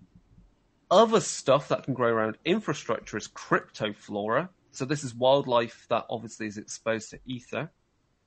Another thing is, and this one's really cool, and I really like this a lot because this ties in with Geist so well, are echoes. So when a demon steals someone's life to create a cover, and that person is essentially deleted, the soul is forced out of their existence, but their existence still exists, and the demon steps into it, yeah? Yep. An echo is the vengeful spirit that comes back from that cover. Nice. That's really good. I really, really like that. Again, that's almost, if we talk about it in that computer programming way, it's that underlying kind of information that's still there, even though you've overwritten it. Echoes always want to destroy their nemesis in some fashion. Though they differ in approach and methods. The origins of echoes remain unknown. But of course, as you can see, for the most part, echoes follow the rules of ghosts. However, they also possess noumena unique to angels. So they could be excellent threats both for Geist and for Demon. Also, I have a question. Like, are echoes like when you do a soul pact and you take over someone's life? Is it that, or is it? Yes, it's that. Or is it the echo of like the Gestalt creation you've created out of bits and pieces of someone's life? No. And then your cover That's it. Actually, interesting. It's the first one. The latter idea I kind of like, the echo of a person that didn't exist, but it's the echo of the cover that you created. Yeah, like the echo. Like if your cover gets burned, then that comes back as an echo. Not that would be wicked. You took over somebody's life and now their soul is angry at you. And here's the fun thing. What's the anchor for these echoes? Oh, it's the demon. The demon is the actual anchor for it. And then you've got lairs. Lairs are a weird thing. So lairs are, on rare occasions, the God Machine sends its angels in covers as buildings. Yeah. Okay. Didn't Demon cover this in a previous book where a building or a whatever, like, I remember we discussed an apartment building that was a demon or something similar to that at one point. Well, that might have been a different demon, like not a descent demon, but another like a bound demon to an object. Werewolves. Yeah, like in Werewolf, you can get obviously spirits of buildings, and those spiritual reflections of the buildings are also kind of like sentient and drag people in. But this is kind of that, but in the real world. Yeah, I think what Chigg's referring to is there was like a blog post or something on the Onyx Path website where they were brainstorming, like, wait a minute, the rules will let you make a demon who's actually a building. And this is probably just taking it a step further and like including it in a source book. I'm just envisioning like the building falling and being like, haha, I will rebel against the God Machine. Shit, I can't move. The thing is, though, with lairs, is lairs at the same time, they're not only just angels, but they're also, it says, it tends to either arrange elimination infrastructure at, the God Machine does not attempt to rescue these trapped angels called lairs by those aware of them. It tends to either arrange elimination infrastructure or ignore them. So it'll build these lairs, obviously because they're trapped, because they're some form of defense infrastructure. And then it's quite happily to exile them. The demon, the God Machine is like, I built you, you're doing that, that's it, bye. And the poor old angel that's left in there is left to obviously go insane. And perhaps, unless it gets eliminated and gets, taken apart and destroyed, there's the danger, obviously, that after a long enough time, it's going to become a sliver. So God knows what that building becomes as a sliver. What are slivers again? So slivers are exiles that have gone completely mad. Okay. And no longer fulfill parameters even for the God Machine. And that's how you get the Amityville Horror. Yes. So or gigantic Robo House Transformer. Yeah.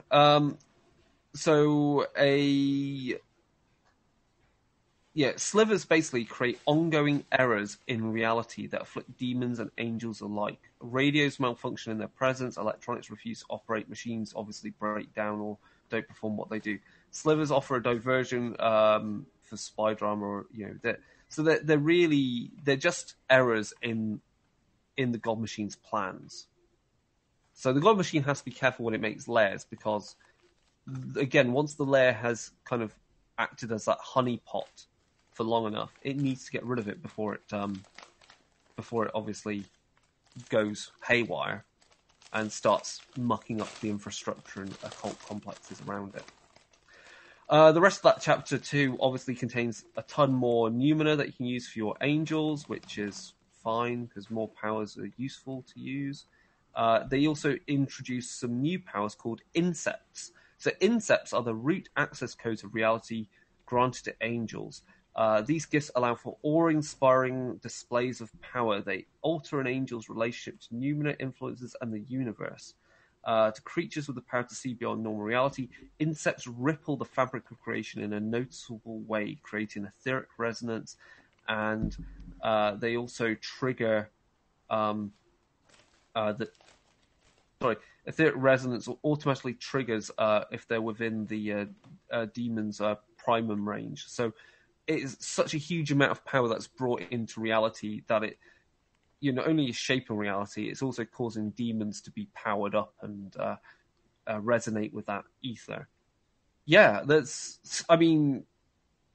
again, there's so much in there that you can use, along with all the other weird, the stigmatics from the core game, which is humans that have interacted with the God Machine sufficiently enough to have gained powers and other weirdness. That this book just adds so many extra weirder things into Demon to really flesh it out. And so the things you're not always having to worry about are angels, or the things that angels are manipulating, just normal humans. There are other weirder things out there, like those echoes and these imperatives, the mimetic virus type things. Chapter 3, which is where I'm going to finish off. So Chapter 3 is really just a big discussion about the spy genre in literature and in film, and how you make use of this in your games. It discusses the spy genre using the four classifiers of soft, loud, smooth, rough. And that really just describes how you're interacting with the world. So soft is really about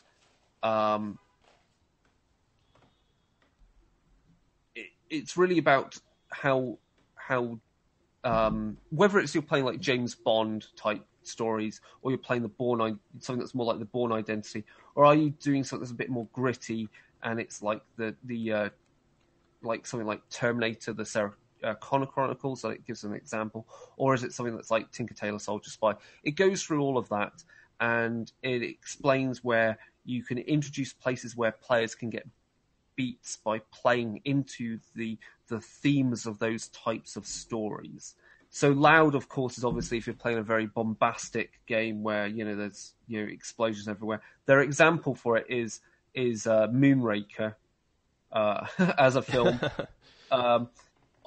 Stuff like that. I mean, I'm not going to go through it because there's so in too much detail. But again, there are examples of how you should build characters to fit these types of stories, and again, where players should get beats or merits that allow them to play into these games. I think personally, going through it, I kind of like the idea of the soft rough, which they describe as the gritty genre, and that's the examples they give for that is kind of like the Sarah Connor Chronicles, or like the Matrix. So you're kind of very ground street level. You're always constantly having to look over your shoulder. It isn't about the big. There's always that very constant level of paranoia. It's not the James Bond going in and shooting up the place and running away with all the information, because clearly one man is enough to take out a secret facility of Spectre, apparently. I mean, there's a lot there, and there's a lot of it gives a lot of examples of media you can look at. For example, it references the original Deus Ex game. It references like Sapphire and Steel, the BBC series, which was kind of a British sci-fi drama with these interdimensional operators that go in and work out why there's like a fault in time.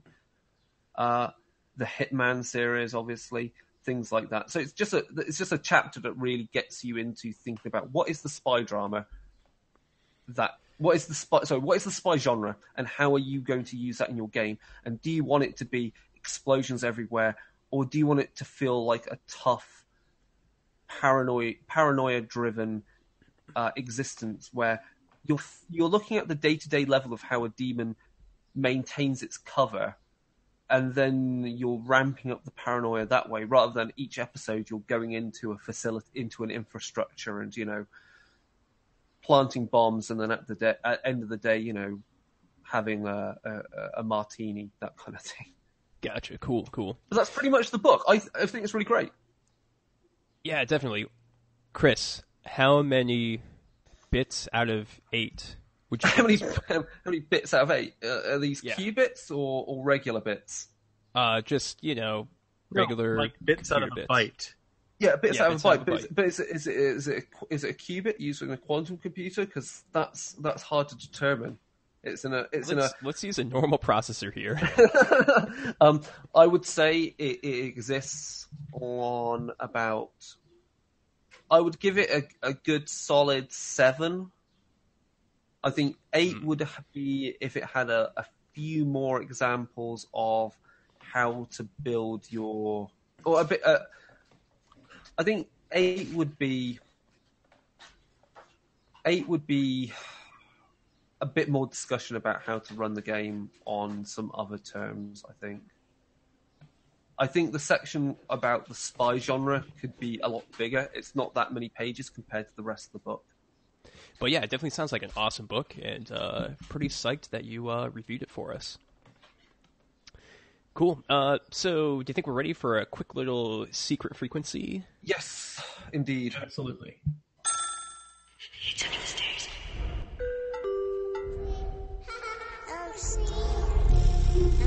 For European explorers, Australia was perhaps the most bizarre land.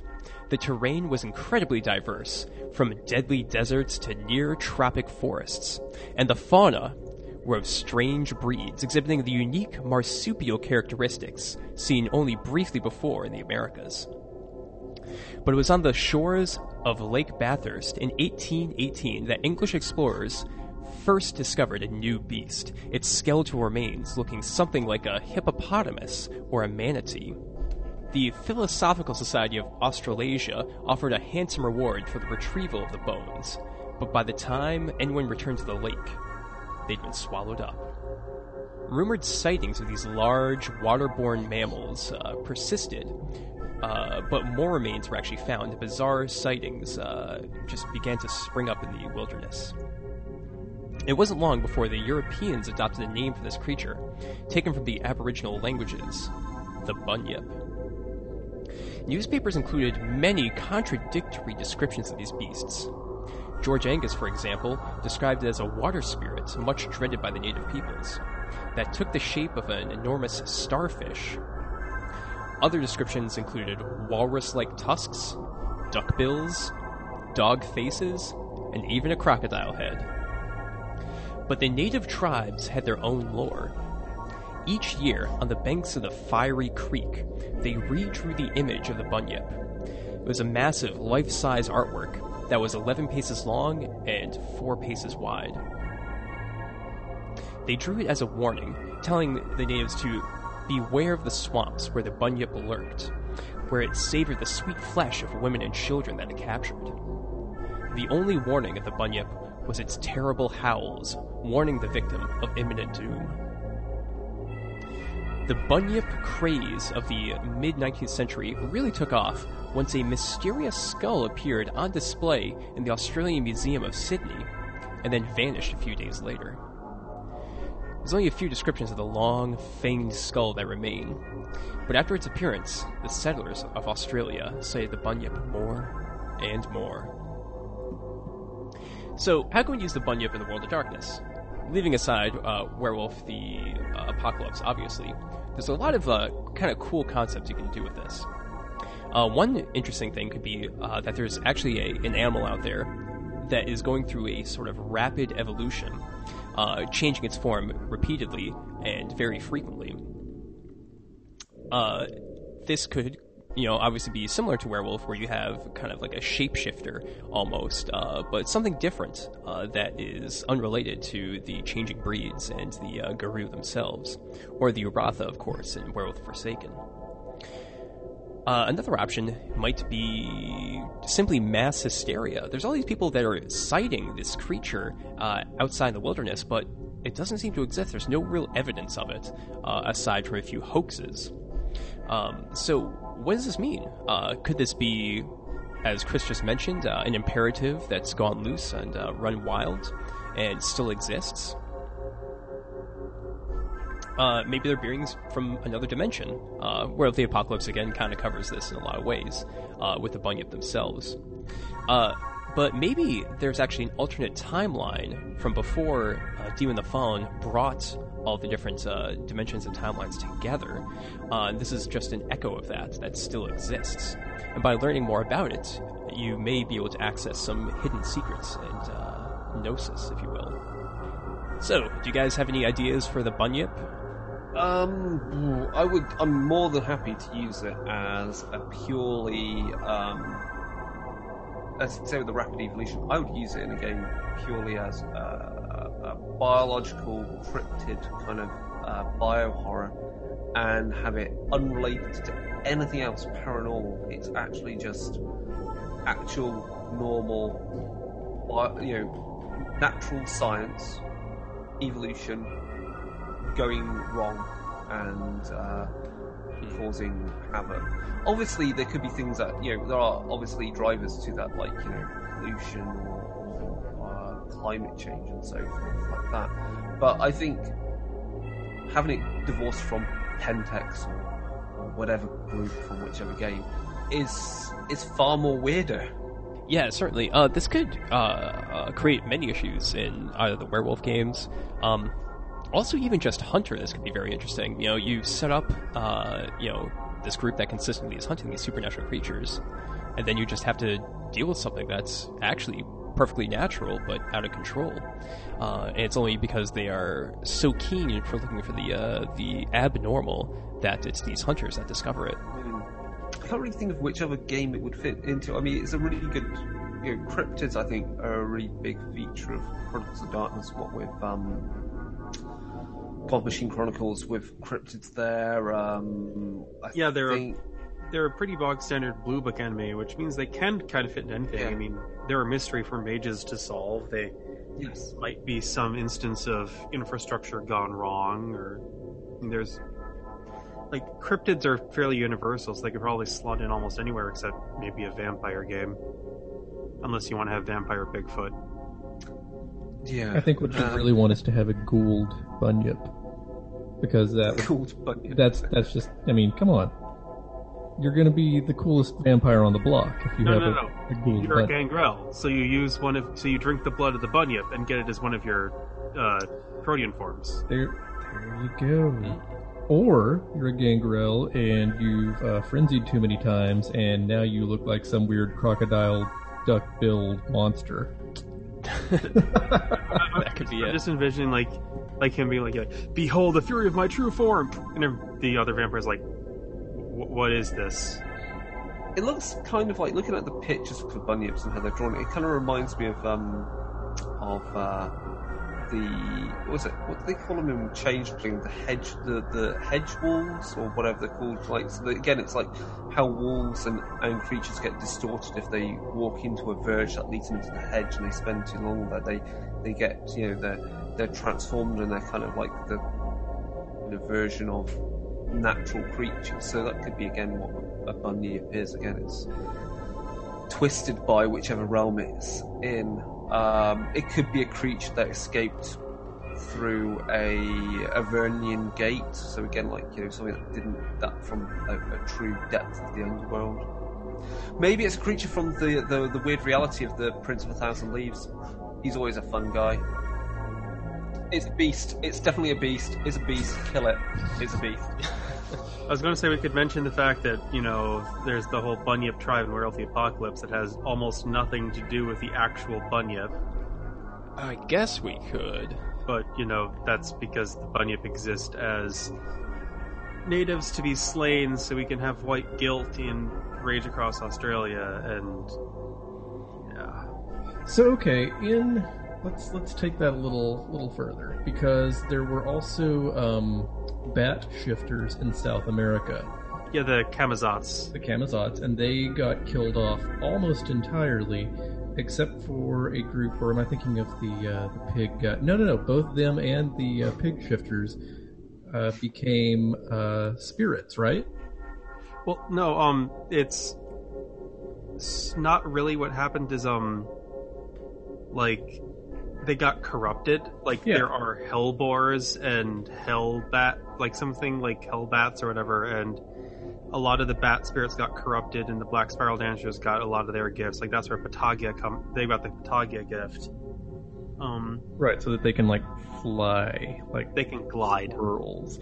Yeah, so it could be something along those lines. That this is what's remaining of the Bunyip's totems or the spirits that they interacted with, or it could just be. Matt, you're gonna have to help me out here. I can never remember what they're called. The Fomori, but for the wild or for Gaia. Oh, Gorgons. Yeah, those guys. So they don't like to, if they're the wild spirits, they don't like to interact with humans because we are too Weaver tainted. So they tend to possess animals or locations or plants or whatever. So if you're in Australia, you're not going to have, a field mouse native that you can get into as a spirit.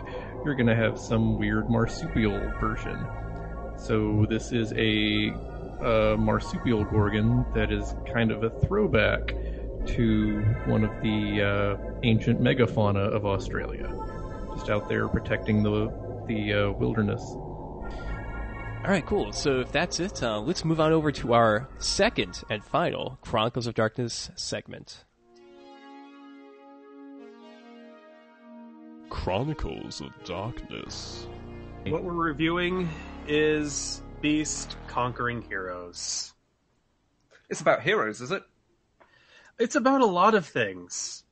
Well, okay, technically it's Night Horrors Conquering Heroes, but as the first chapter would tell you, this book, the concept behind this book is not to display heroes who boldly go forth and conquer beasts. While some of the heroes examined here believe that this is their mission, most do it for selfish reasons. Instead, those who take on these monsters are the heroes and creatures found within these pages are the ones who need conquering. Heroes and insatiable alike prey upon supernatural creatures, seeking them out to kill them to satisfy either a bloodlust or a hunger they cannot satisfy through any other means. Heroes looking for their next power fix tend to lose any vestige of the heroic demeanor in which they protect innocent victims, and instead throw followers and sycophants into the clutches of the beasts they hunt. Yeah, that's not true. In fact, most of the heroes in this book are more sympathetic than anything in the core book. It's like, I don't know. I mean, this like the book we were talking about before, it was written before Beast was finalized, so there's a lot of rules inconsistencies in here, but there's also a lot of things that just don't make sense. Like there's references to rules that don't exist. There's a new faction of supernatural creatures called the Insatiables, and most of their stuff doesn't even function properly. It's a really weird book. Yeah, we actually did talk to two of the writers, I believe, and they mentioned that most of this was actually developed with the original version of Beast before it was corrected during the Kickstarter. So because of that, there's a lot of inconsistencies, not just in the mechanics, as Matt mentioned, but also in a lot of the story elements. They refer back to or contradict things. They either refer back to things that were in the original rulebook before things were edited, or they actually just kind of seem to be things that were made up and contradict what's actually in the current existing Beast core book, which is a problem overall. And the editing basically just didn't work out on this to clean up a lot of those mistakes. So, Matt, do you want to take it away and kind of just dive right into this? Sure. The first chapter is a bunch of sample heroes and more stuff written about heroes and how they work. And they actually moved the goalposts a little bit here. Whereas in the Beast core book, a quote-unquote heroic hero was just, like, they just stopped hunting, or they went into, helping people who were victims of beasts or whatever. They moved the goalposts again, so now a quote-unquote good hero is one who finds beasts and helps them find victims to feed on and teach. Oh gosh, that's no good. That's really not good. Wait, what? Yeah. No, and remember that, like, basically everything up until this point is basically saying heroes are horrible. There are no good heroes. Heroes are the worst things ever, and the only good heroes are the ones who help beasts find victims and feed, because that's what beasts need to do. How the fuck is a hero going to do that if weren't good heroes also meant to be ones that had high integrity values? Yes, the idea is that if you're a high integrity hero, you are able to look at the primordial dream, see the role that beasts perform, and decide that the best way to help people is to give them to beasts so they can be taught. Oh my gosh. So is that like why Gaston led the villagers to the castle in Beauty and the Beast? Is that what they're drawing from here? It's so. Yeah, something weird. Oh god. I know, and that's the thing. Like, so remember, like everything in this book has told you that heroes are horrible. All heroes need to be killed, and every single example of a hero in this book is someone who needs to be destroyed. The first hero in the book is a college student who's a media major, whose best friend turned out to be a beast and was victimizing her in her sleep and sort of gaslighting her and was really obsessed with her, like had basically a shrine to her. And she saw him, saw his horrible form, like saw that he was a beast, freaked out and killed him. That is the only beast that she has ever killed, and she still feels guilty about it. However, what she is doing with her life is basically running a support group and a YouTube series trying to like finding out if there are other beasts and like outing them on the internet, sort of doxing them, like not really. There's something else that gets even more into that, but basically she's trying to help people, and that she's using the money and stuff she gets from this not for her own fame but to actually help people. And there, like, other heroes have realized that she is doing this and will sometimes use her as an intermediary to get information out to other heroes. But towards the end, it goes into it that she is very conflicted about this. She still hates what she did to her friend.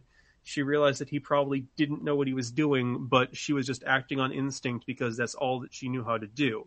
That she had this driving force in the back of her mind telling her that she needed to kill this person, and she hates herself for it. She sounds like a really reasonable person, honestly. Yeah. So clearly she... Except for the whole murder thing. So clearly she must be destroyed.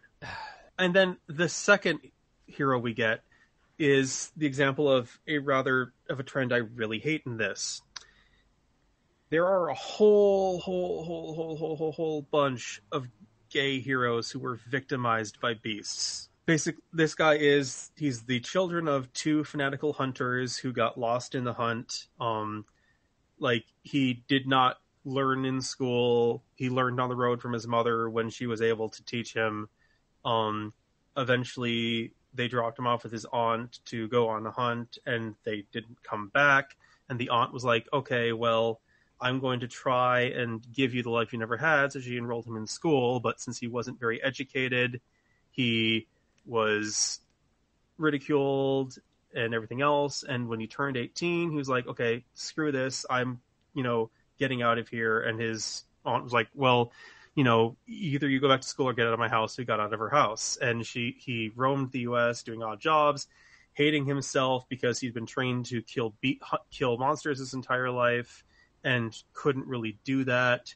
And he just basically went around roaming as an independent sword for hire, trying to kill things and almost getting killed. And eventually he met Ben. And they met lunch at a diner. They loved each other. They were super happy, great. They, started a relationship. Ben gave Danny everything. He helped Danny grow into a person outside of the hunt. But then he noticed that Ben started having mood swings. Ben would beat him. Ben would, yell at him and do all sorts of things. And then Danny would have horrible nightmares. Then Ben would feel better. And one day when they were eating dinner, he noticed that Ben was being really angry, and then he saw that Ben was a monster, and he killed him, and he got stronger. But it's like he was being gaslighted and victimized by his gay beast boyfriend, and he killed him in self-defense.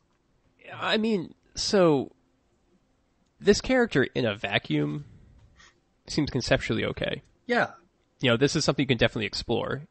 But as we're going to see as we keep going, and I don't know, Matt, are you going to go through all the different heroes, or just kind of summarize some? I am summarizing them rather extensively, but because I could go into more detail about them. But the next one is a guy who's a sociopath, explosive expert, got kicked out of the military for killing his CO, went to the Amazon to help scientists go around. He fell in love with another man who wasn't one of the scientists. And then one day the guy disappeared and the camp was attacked by a beast, and he, did horrible, and he was able to fight the beast off, and he awakened as a hero. And then turns out, oh, look, the beast he fought off was actually his boyfriend, who was literally trying to lull him into a false sense of security so he would be a better meal. Okay, so that hero is less good in a vacuum, definitely. But yeah, it's really unfortunate because there's at least one other hero with the same basic story structure right in here, because there's that woman as well. Which one? Oh, are there two women that also have lesbian No. relationships? That one is different. No, but there's another woman who's Emily Esser, the Soul Eater, who's actually a Proximi, and this is where we start to get away from things like where we've like heroes who are also something else. Like she's got this whole unique power set to herself, where basically her backstory is she was apprenticed to somebody who was like a necromancer, but then like his beast friend turned him into the guys who like rip souls out of dudes or whatever. Right. And like she is a Proximi, and her Proximi power is that she's able to eat the souls of the recently dead and like vomit them up. So he was using her to gather souls for his research, and eventually he started forcing her to rip the souls out of the still living, and which caused her physical pain and literally gave her bloody soul diarrhea. That's one way of putting it. No, it says that she was shitting blood. Oh, great. I mean, that's you can explore that in your game if you want. But I think my point really was that it's just so many of these heroes have the same story over and over again. And, it's very uninteresting for you as a reader to just be kind of reading the same thing with all these different heroes and not really getting a good diversity in ideas. But it's also just a problem with editing, again, in this book. The developer or the editor should have noticed, like, hey, these people keep, presenting the same exact character again and again. Maybe we should get some changes in here and try to, just provide a better product, a greater diversity in ideas. Well, okay. You were mentioning the lesbian mother earlier. Her lover wasn't the beast. Her lover was killed by a beast. And then that beast came to her home and threatened to kill her children as well. I'm not sure if that's a good hero in a vacuum. That seems unnecessary. No, like that's the thing, like she's a heroic character, like she's unambiguously heroic because she's fighting to save her family, and she has that's good. On top of that, she has integrity 7. Yeah, linking heroes to integrity. You guys already mentioned this when you reviewed Beast before, but linking heroes to integrity never made any sense. Yeah, we should just forget that. We should just get everyone's Beast book and just kind of like Sharpie it out, just cross it out. It just doesn't seem logical. How would someone's integrity lead them to become a hero? And Matt, a lot of these examples go back to the idea that they nixed with, which was from the original draft of Beast compared to the corrected version. That heroes are created by beasts. Yes, by beasts doing something horrible, either to the hero or in the hero's proximity that gives them a breaking point, and that forces them to become a hero. Yeah. But all of the examples you've given so far that you've gone through are there's a beast, they victimize, threaten, etc., etc., etc. said person becomes hero. Understandably so as well. So, yeah, like that's the thing that annoys me is that it seems like the first two bits where they were demonizing heroes were written by somebody who had only read the book. And all the sample heroes are written by somebody who had only read the first draft. So you've got this thing demonizing these people who are almost universally victims.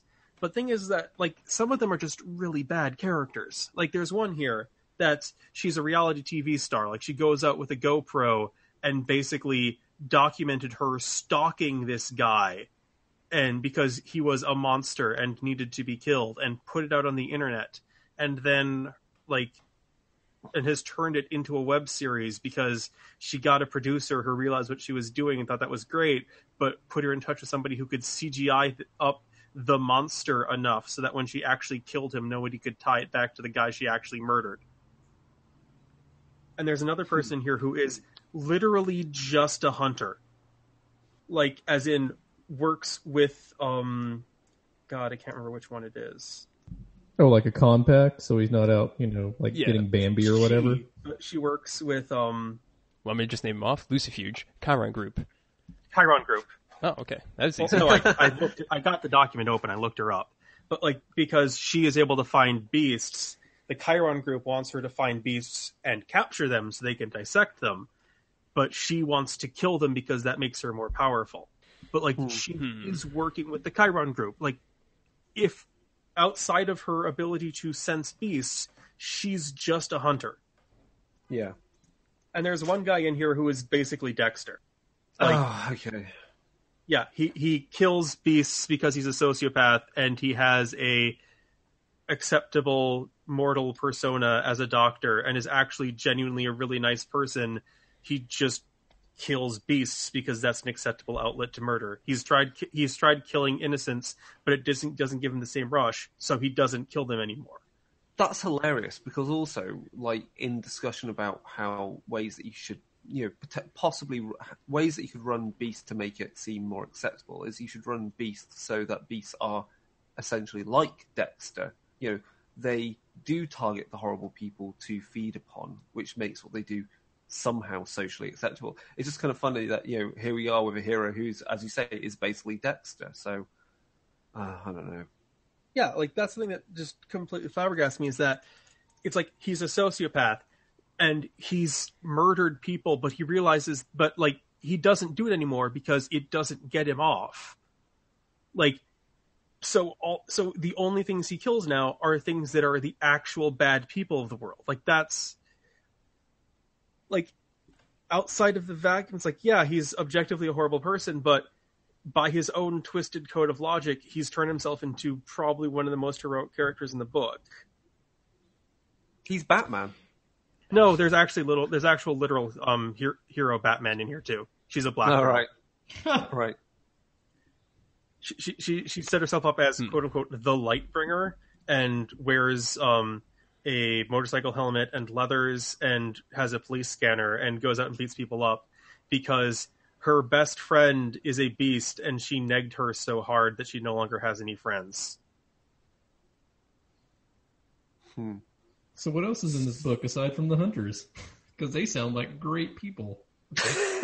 We have a chapter of beasts, and unlike hunters, there's not even a full page of preface to them. It's just, hey, sometimes beasts fight beasts.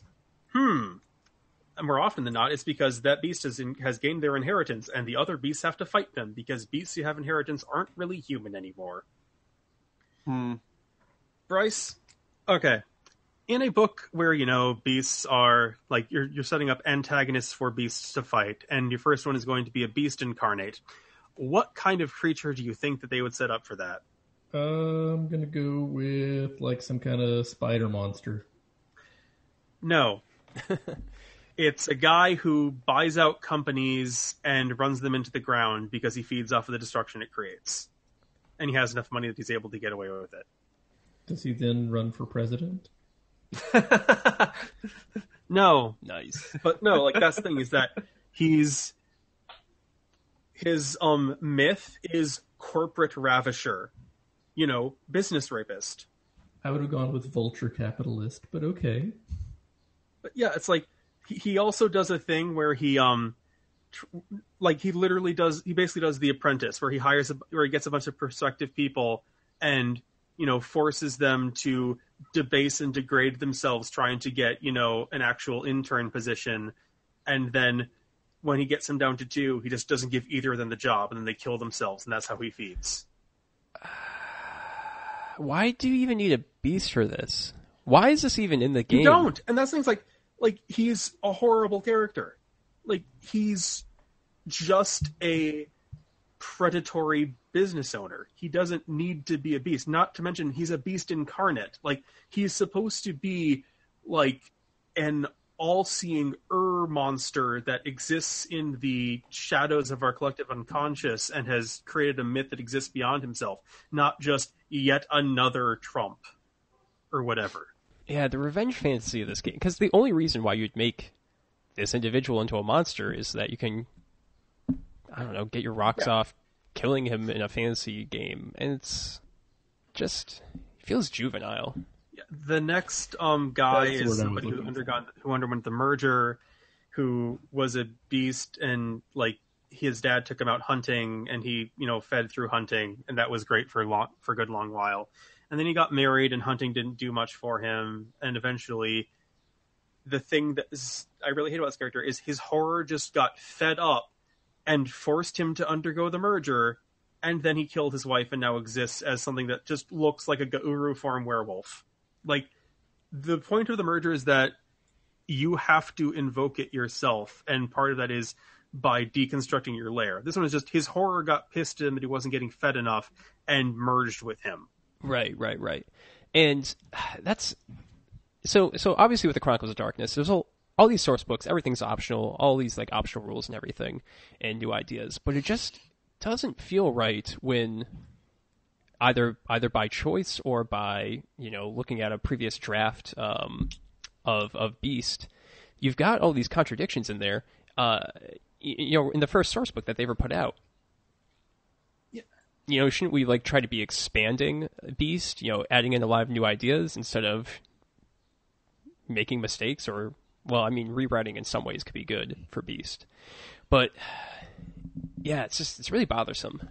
Yeah. And like I said, it doesn't make any sense but it also kind of presents something different, like the idea of that that would be like an actual failure state for Beast, that if you don't keep your horror fed enough, it might take over your life,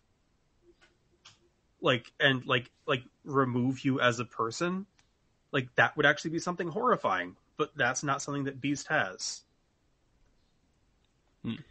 The next Beast is a young Irish kid, like several hundred years ago, was a sheep farmer's son, but one day he went to market and they saw a ship and he wanted to go on the ocean and live forever, so he ran away from home, got on the ship, and eventually he awoke. He found his horror, and his horror was like a collector of secrets, so he started collecting occult lore and eventually started like sacrificing crew members to try and discover more eldritch things.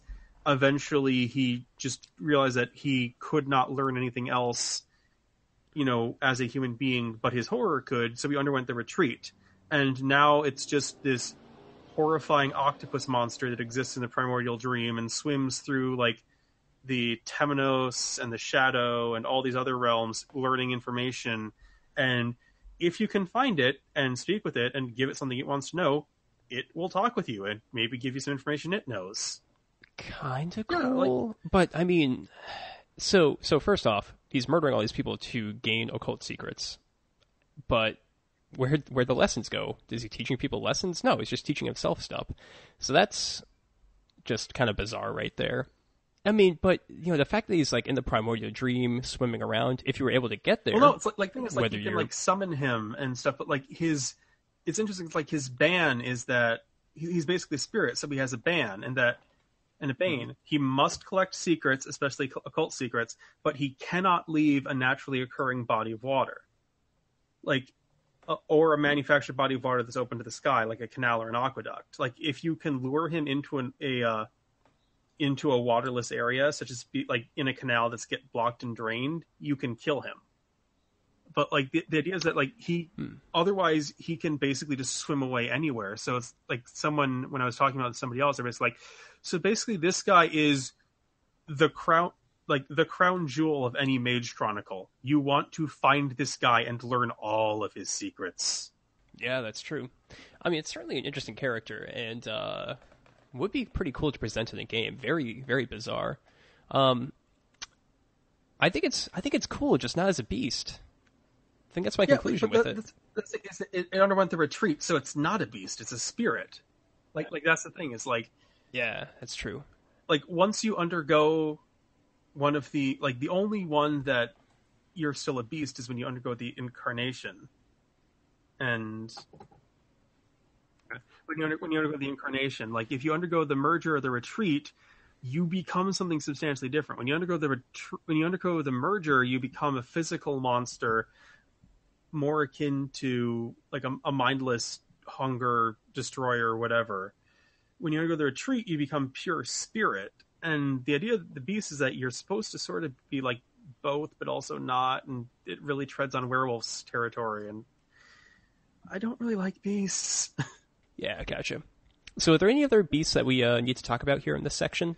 Yes, Adam Cutler, the Silver Bay Serpent.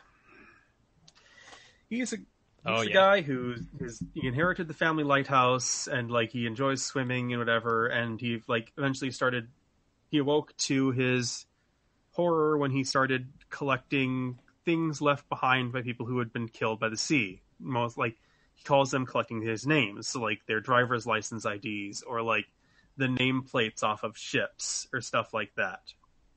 And he's a beast incarnate. And how he incarnated is one time he went out on his boat and his horror led him to the middle of the Atlantic Ocean, and he just started swimming down deep and deeper and deeper. And eventually he found the Titanic, which somehow his horror sunk. And because his horror had sunk the Titanic, he incarnated somehow. I don't think that's how any of that works. And at all? And the thing is like, it says in here, like, how are you supposed to use this guy? And the thing is that he basically lives in his lighthouse and micromanages the hell out of a single northeastern coast on the United States. Like a port town in the United States. The only way you can interact with him is if your chronicle like forces your beast party to go to that town, and he will get pissed at them because he doesn't like having other beasts in his town. Yeah, there's some problems with that. Also, think of that Titanic. It was dumb. I'm just gonna say that. Like, it doesn't enhance your chronicle at all. Yeah, it doesn't add anything to it. It's just, hey, here's a neato thing. Run with it. It's like, oh, hey, by the way, Al Capone's a vampire in Chicago. Yeah. Doesn't add anything to your game. That adds everything to the game. And then you look at his stat line. He's got no ability to fight you at all. Like, he's got no brawl, no weaponry, no nothing. He's relatively strong and dexterous. He has presence 8, so he's the sexiest snake man you've ever seen. No. See, the real ability to fight you was the friends that he made along the way. Oh, man. So he's also got defense 11 and armor 10. So while he can't hurt you, you're not hurting him.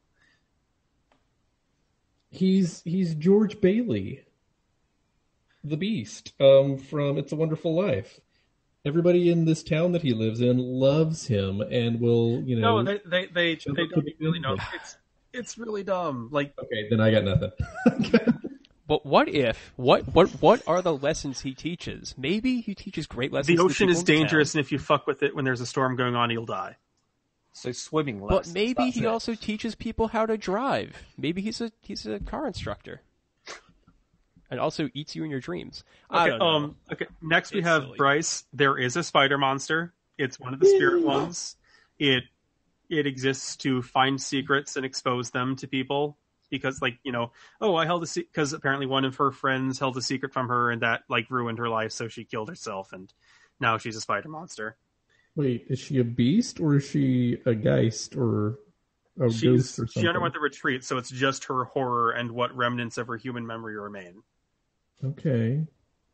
The next one is a beast who has not undergone any kind of incarnation, retreat, or merger. Finally. It's Elvin Zane, the slimy lobbyist. Okay, why is he a beast? Why do I need a beast for this? Because he feeds by basically finding people, mostly conservatives, forcing them to write laws that are against their interests, and then outing them to watch them suffer. Yeah, you see, actual lobbyists also feed by doing that, and it's by lining their they pockets. just get a paycheck for it. No, there's an example in here of like a guy who. Okay, let me find this text. Wait. So is Beast just Jackass the Jerkening or something? Because I don't get it. You know, and like that's the thing. Like they talk about like how like he's altruistic, and he tries to do good for his society, but his need to feed and his Machiavellian schemes are actually hurting his constituency, and he blames that on other beasts, and that's how he's supposed to come into contact with them, is that he blames all the other packs who live in his area for causing the damage that he does by basically running long schemes trying to bring down the conservatives who live nearby him. And there's an example in here of like one guy who like he thought he was a genuinely nice guy and didn't want to bring him down, so he's like, dude, you don't want my help. It's like, no, I do. I hear you're the best. It's like, okay, this is what I'm going to do to keep my support. Like, you're going to need to kill, like, his first test is to skin his pet dog alive and then eat its heart raw. If you're not okay with that, give me back my money now. So, like, he, like, forces them to debase themselves, do horrible things, and he'll keep the evidence so they can then release it to the press when he's done with them. That may work one time. One time. I Maybe. mean, Chigg, it worked for David Cameron. Remember how he fucks that pig? He did fuck that pig. And then the last beast we have in here is a teenager that got sent to a summer camp for troubled teens, and she was a beast, and turns out one of her friends was a changeling, and the changeling eventually was able to work through her issues by embracing her, you know, newfound supernatural nature and learning that she was, you know, a changeling, and that was good. So she encouraged Jane to, you know, embrace her nature. And then she incarnated and started eating campers. And the changeling still works at the camp, you know, because her best friend is there, and she tries to keep her predations to a minimum. It's like... She only eats campers on, say, one day a year, perhaps? No, maybe on Friday the 13th? She hates the... Yes, I understand what you're doing there. Okay, but sure, why not? Yeah, it's just like one of those things, like, you know, beasts really like, why do they put beasts like, oh yeah, no, beasts and changelings get along just great? It's like, no, beasts and changelings are like opposite things. They should not be playing well together. But that's the last of the beasts. Finally, there's the last chapter of the book. Insatiables. Yep, Matt, we've had some fierce debates on this, haven't we? Yes, we have. So which of you is pro-insatiable? Neither of us. Neither. We just argue about why they're bad, and we have differing opinions. We'll get into that. So, Matt, do you want to talk a little bit about the Insatiables and present like a couple sample characters to drive our discussion here? Okay, Insatiables are they're basically worse beasts. They are written almost, if I didn't know any better, I'd say they were written as a parody of what beast writers think we think beasts are, because they are people who have had their souls eaten out by an unnatural, horrible creature and exist only to kill people and feed their hunger. They don't teach lessons, they just eat. The difference between them and beasts is that beasts have horrors. Insatiables have moments, which is the first of many, many insatiable-specific terms that I hate. What are moments, you ask? Well, they aren't, you know, specific fears. They're places where they're memories of a time when the environment was dangerous. So it's like, one guy's like the soul of a volcano, or a particularly bad earthquake, or a tsunami, or a tornado, or a hurricane, or the dark and unending void of space. Didn't they already have elemental beasts in the main book? No. No? Okay. the main book, it was hunger for power, hunger for prey, hunger for justice, hunger for destruction, or hunger for things. Okay. But the belief of these insatiables is that they are the first children of the Dark Mother with something they call the primogenitor, who is not around anymore. But some of them want to bring him back because he's even dark and more evil and more edgy than the Dark Mother, and blah, blah, blah. But the thing is, like, the moments are the clashing faults, the freezing hells, which are the air elemental beasts, the molten earths, the primordial seas, and void.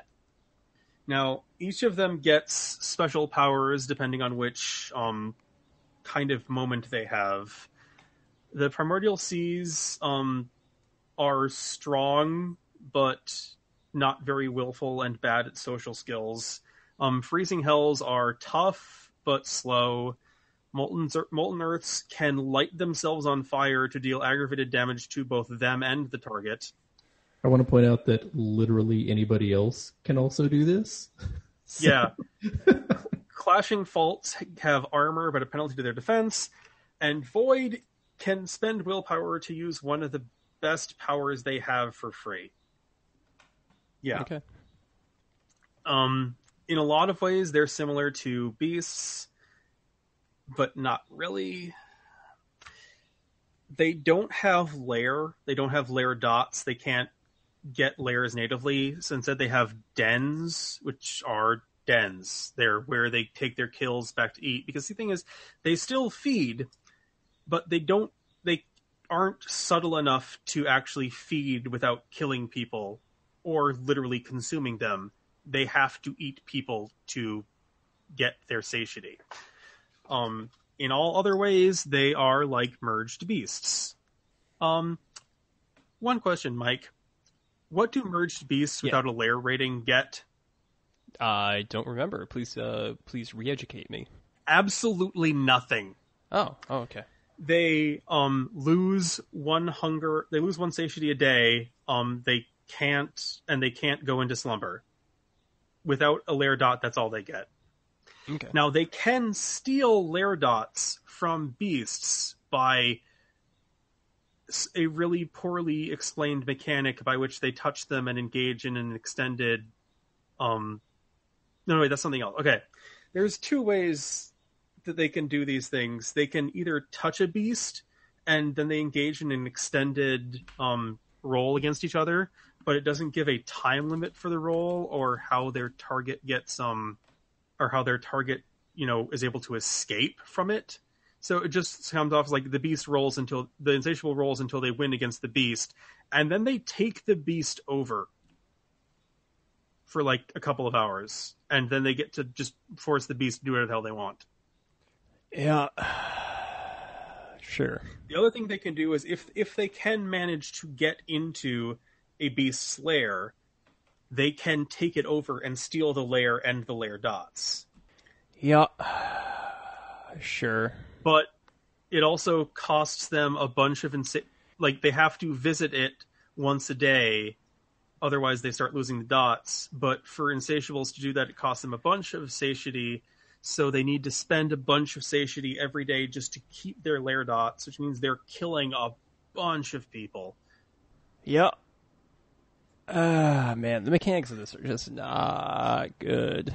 They also have the problem that heroes do, where, like I said, they have to steal their lair dots, and they also steal atavisms from beasts.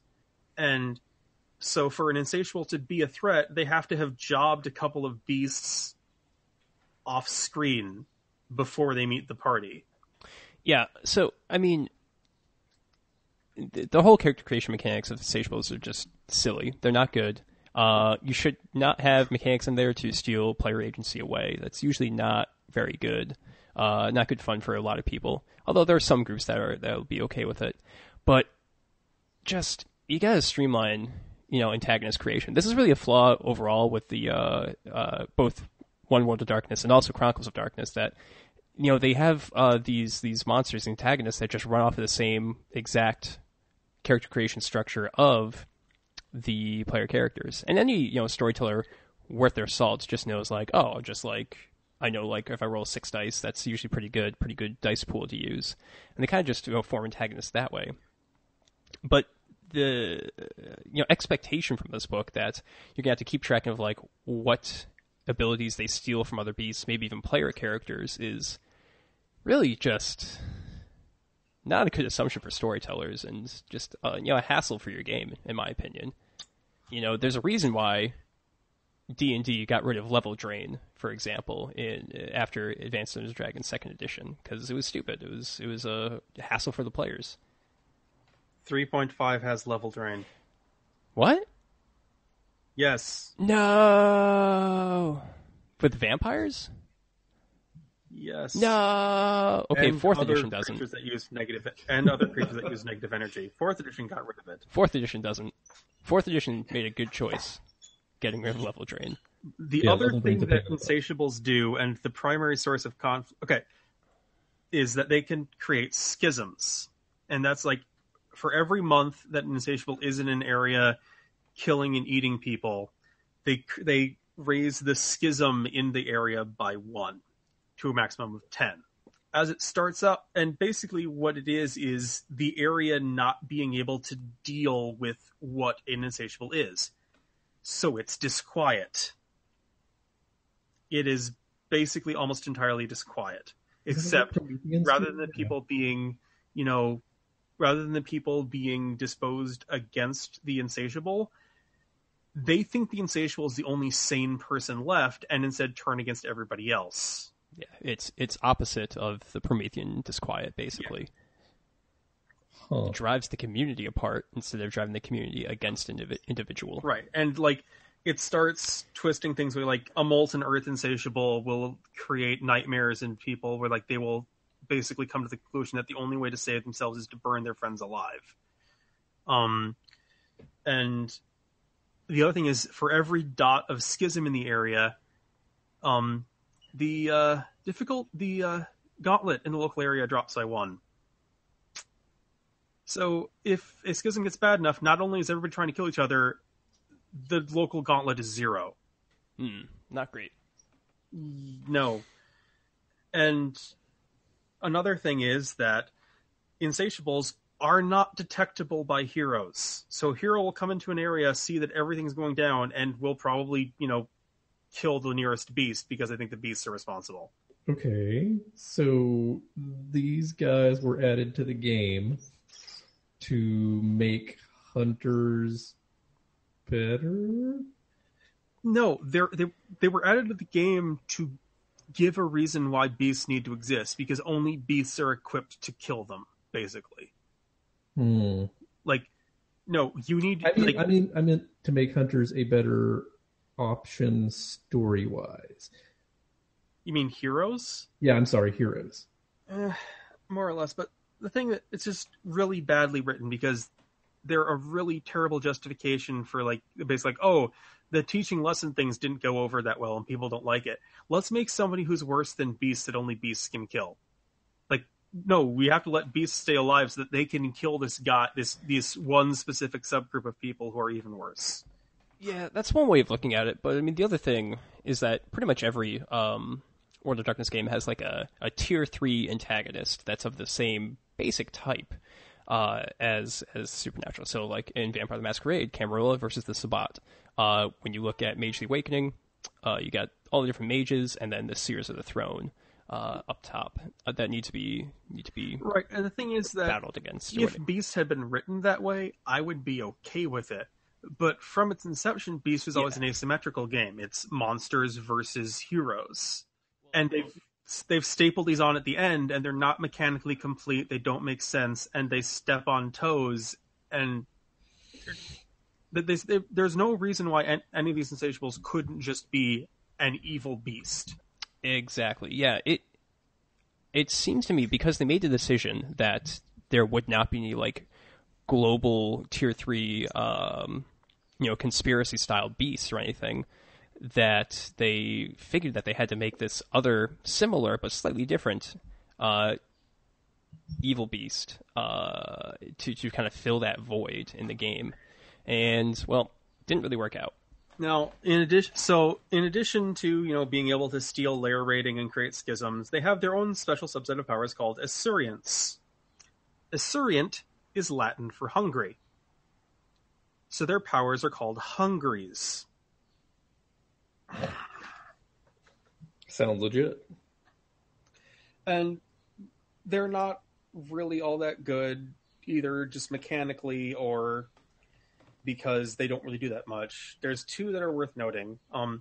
Impossible Vista is the one that voids can spend a willpower to invoke, and it basically forces people to think that they're trapped someplace horrible and dangerous and actually start taking damage, and they have to spend a point of willpower and roll Resolve plus Composure to escape the horrible nightmare.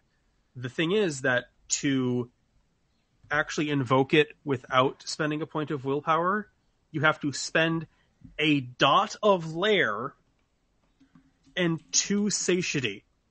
Which you can't really get. It's just like, to use this power, you have to...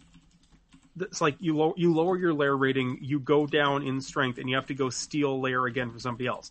Or if you're void, you just spend a point of willpower and can use it for free for the rest of the... Yeah. The other one they have is Laws of Man no longer apply, which allows them to spend a point of satiety and get a +2 bonus to all rolls during which being able to modify the laws of physics would assist them. So that's everything ever. Everything ever. Not well thought out right there. And there's also this one, We Can See the Insides, where you turn your target's skin translucent, and they get sick because they can see their muscles. Except most people wear clothes. I don't know, I have some pretty creepy muscles in my hands. But no, it's like, you have to make a Resolve plus Composure roll or gain the Sickened tilt. A tilt that doesn't exist. Yeah, there we go. There are several conditions and tilts in this book that you should gain or apply or whatever that just don't exist in any book I've looked at. Well, if it's not in the core book, they're doing something wrong, because they should always be referencing rules in the core book and not other source books. But even we actually checked a couple of their source books and could not find this, so pretty sure it just doesn't exist. Nope. So let's just go over some of this Insatiables, because we're getting kind of off track here. There's the Fire Insatiable is the Authority, who is just like, he's basically a crime lord who has a werewolf pack at his beck and call because he beat their alpha and he is Mas Macho. Okay. And yeah, whatever. Then there's the Blind Man. Do you want to tell him about the Blind Man, or should I? Oh, you can do it, and I will then start to argue with you after you're done. He's some impossibly old legendary man who is always impeccably dressed, but his clothes are slightly dirty. He always walks with a cane and is blind, and he is an omen that presages the arrival of the progenitor, who is trying to bring him about by shitting eggs out of his dick. And if you that's one eat way to eggs go from about his things. dick, then you start shitting eggs out of your dick until you mutilate yourself and die. Okay. Yeah, I'm cool with that. That's fine. I probably wouldn't use it in my game as is, but, if that's what you're into. Well, the thing is, like, it's completely superfluous to his character, and it's not really an insatiable power. Like, it's just a thing that he has that he does that's different. Like, so does this guy also still eat people? yes. Okay. Does he only eat people who have the egg issue, or No, because he wants them No. out there shitting their eggs, because anybody who eats those eggs then shits more eggs. wait? Why would anybody eat? No. What? It's like caviar. Because they look like caviar. What? Yeah, it's madness. It's madness. I think the real weakness with the blind man is that, well, how do I want to I think the approach real this? weakness with the blind man is that somebody read a fanfic that they did not agree with and decided to make an antagonist for their game canonical. He sounds like he's an escapee from a Lovecraft novel. No, because I've read every Lovecraft Yeah, I story, can see and they that. don't touch on that. Well, Or if they do, they allude to it very obliquely. well, he makes sex horrifying, which is a Lovecraft thing. But the thing is, like, he doesn't really fit as a beast antagonist. He's like a beast antagonist, and also he does this other thing that beasts really can't interact or deal with. It's like there's no mechanics given to the eggs. It's just if you eat the eggs, then you're gonna kill yourself because you have egg problems. Like it can't be healed, it can't be fixed. It's nothing that beasts can interact with. It's just this thing he's doing in the background while he's also something that the player character should be opposing somehow.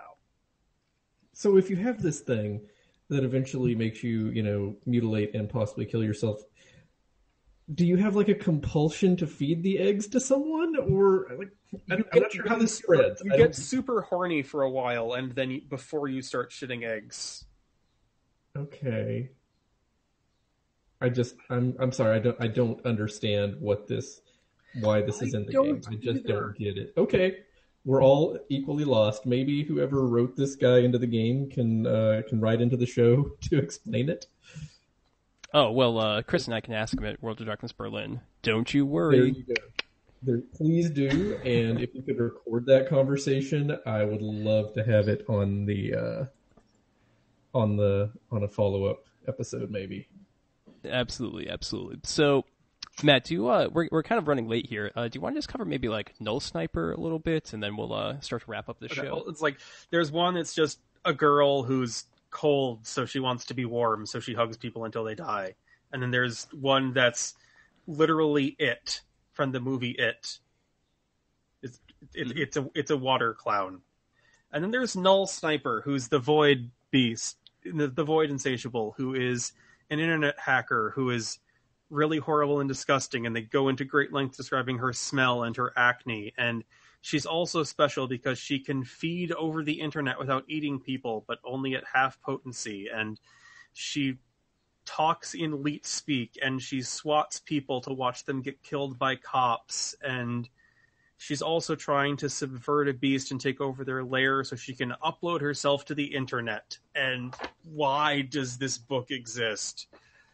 Well, I mean, Internet Beast is an interesting concept. It kind of is. I'm not going to lie to you. And also the fact that she can feed without like actually eating people. That's a nice twist on it. But I mean, at that point, why would you not make it a beast? Yeah, it's like precisely. It's supposed to be the one limitation of Insatiable is that they have to physically consume something, and one of the 5 examples they give is special and gets around that. And it's also just a problem because, well, I mean, this is the intent of the problem is that this Insatiable is feeding from across the country. How are we going to deal with this? But I mean, and she also creates hopping on a schisms inside of internet communities somehow. What happens when you lower the gauntlet on a web server to 0? I don't know. Well, I think then you get ghosts in the shell. oh, Just play Cyberbird and shut down the podcast. We're done. yeah, pretty much. Okay, so I think we can all agree. This is not great. Would not recommend.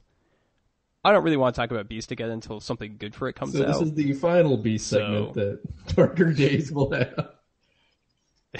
Well, the thing is that I don't know, man. I mean, I obviously would like all the World of Darkness stuff to be great, be really cool, very engaging, but Beast has just got so many problems. Well, the thing is that the sample heroes, most of them are pretty good. The thing is that they're pretty good protagonists. Like, they are people who have been victimized and have legitimate grievances and can rage against the machine. But they're not they don't really fit in this. Like, they're sympathetic. They can be examined. The characters can interact with them in ways that aren't just a monster to be killed, which is what this book wants them to be. All of the sample beasts are either don't need to be beasts or are so hyper specialized that you can't interact with them in any way. And the insatiables are just superfluous. They don't need to exist. They're beasts, but worse. When most people who read this book and just assume that beasts are the antagonists anyway, there doesn't need to be a but worse. Agreed. Certainly agreed. All right, cool. So if that's it for Conquering Heroes, I think we should just wrap up this episode then, eh? Sounds like a plan. All right, cool. Whew, we made it through. This was a very long episode. Got to do some heavy editing here, but you know what? I think it was all worth it. And if you want to get in contact with us, of course, we are Darker Days Radio. You can email us at darkerdaysradio@gmail.com, tweet us at darkerdaysradio, or go to our Facebook page, which is facebook.com/darkerdaysradio. We also have our G+ community, which still doesn't have a convenient URL because Google doesn't allow that. But you can check us out on Google+. It's cool. So I think that's it. We will have a bunch of World of Darkness Berlin content coming up, which is going to be pretty fun and cool. So look forward to that in the near future. All right. Chigg, Matt, Chris, wherever you are out there, have a good night, all right? Good night, everyone. Later, guys.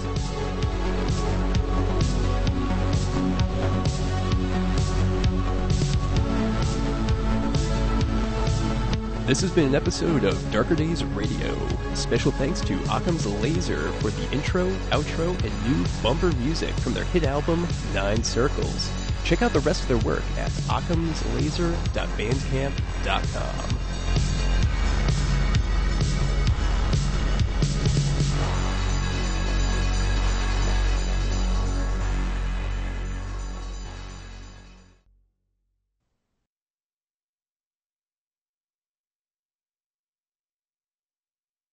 Second and final Chronicles of Darkness segment. Do we have to? I think we do. We owe it to our listeners. Oh, crap. Right. Okay, here we go. Okay, let's do this. I'm thinking I need to change, my Darker Days name badge from official werewolf correspondent to official beast consumer. Like the person who suffers for this.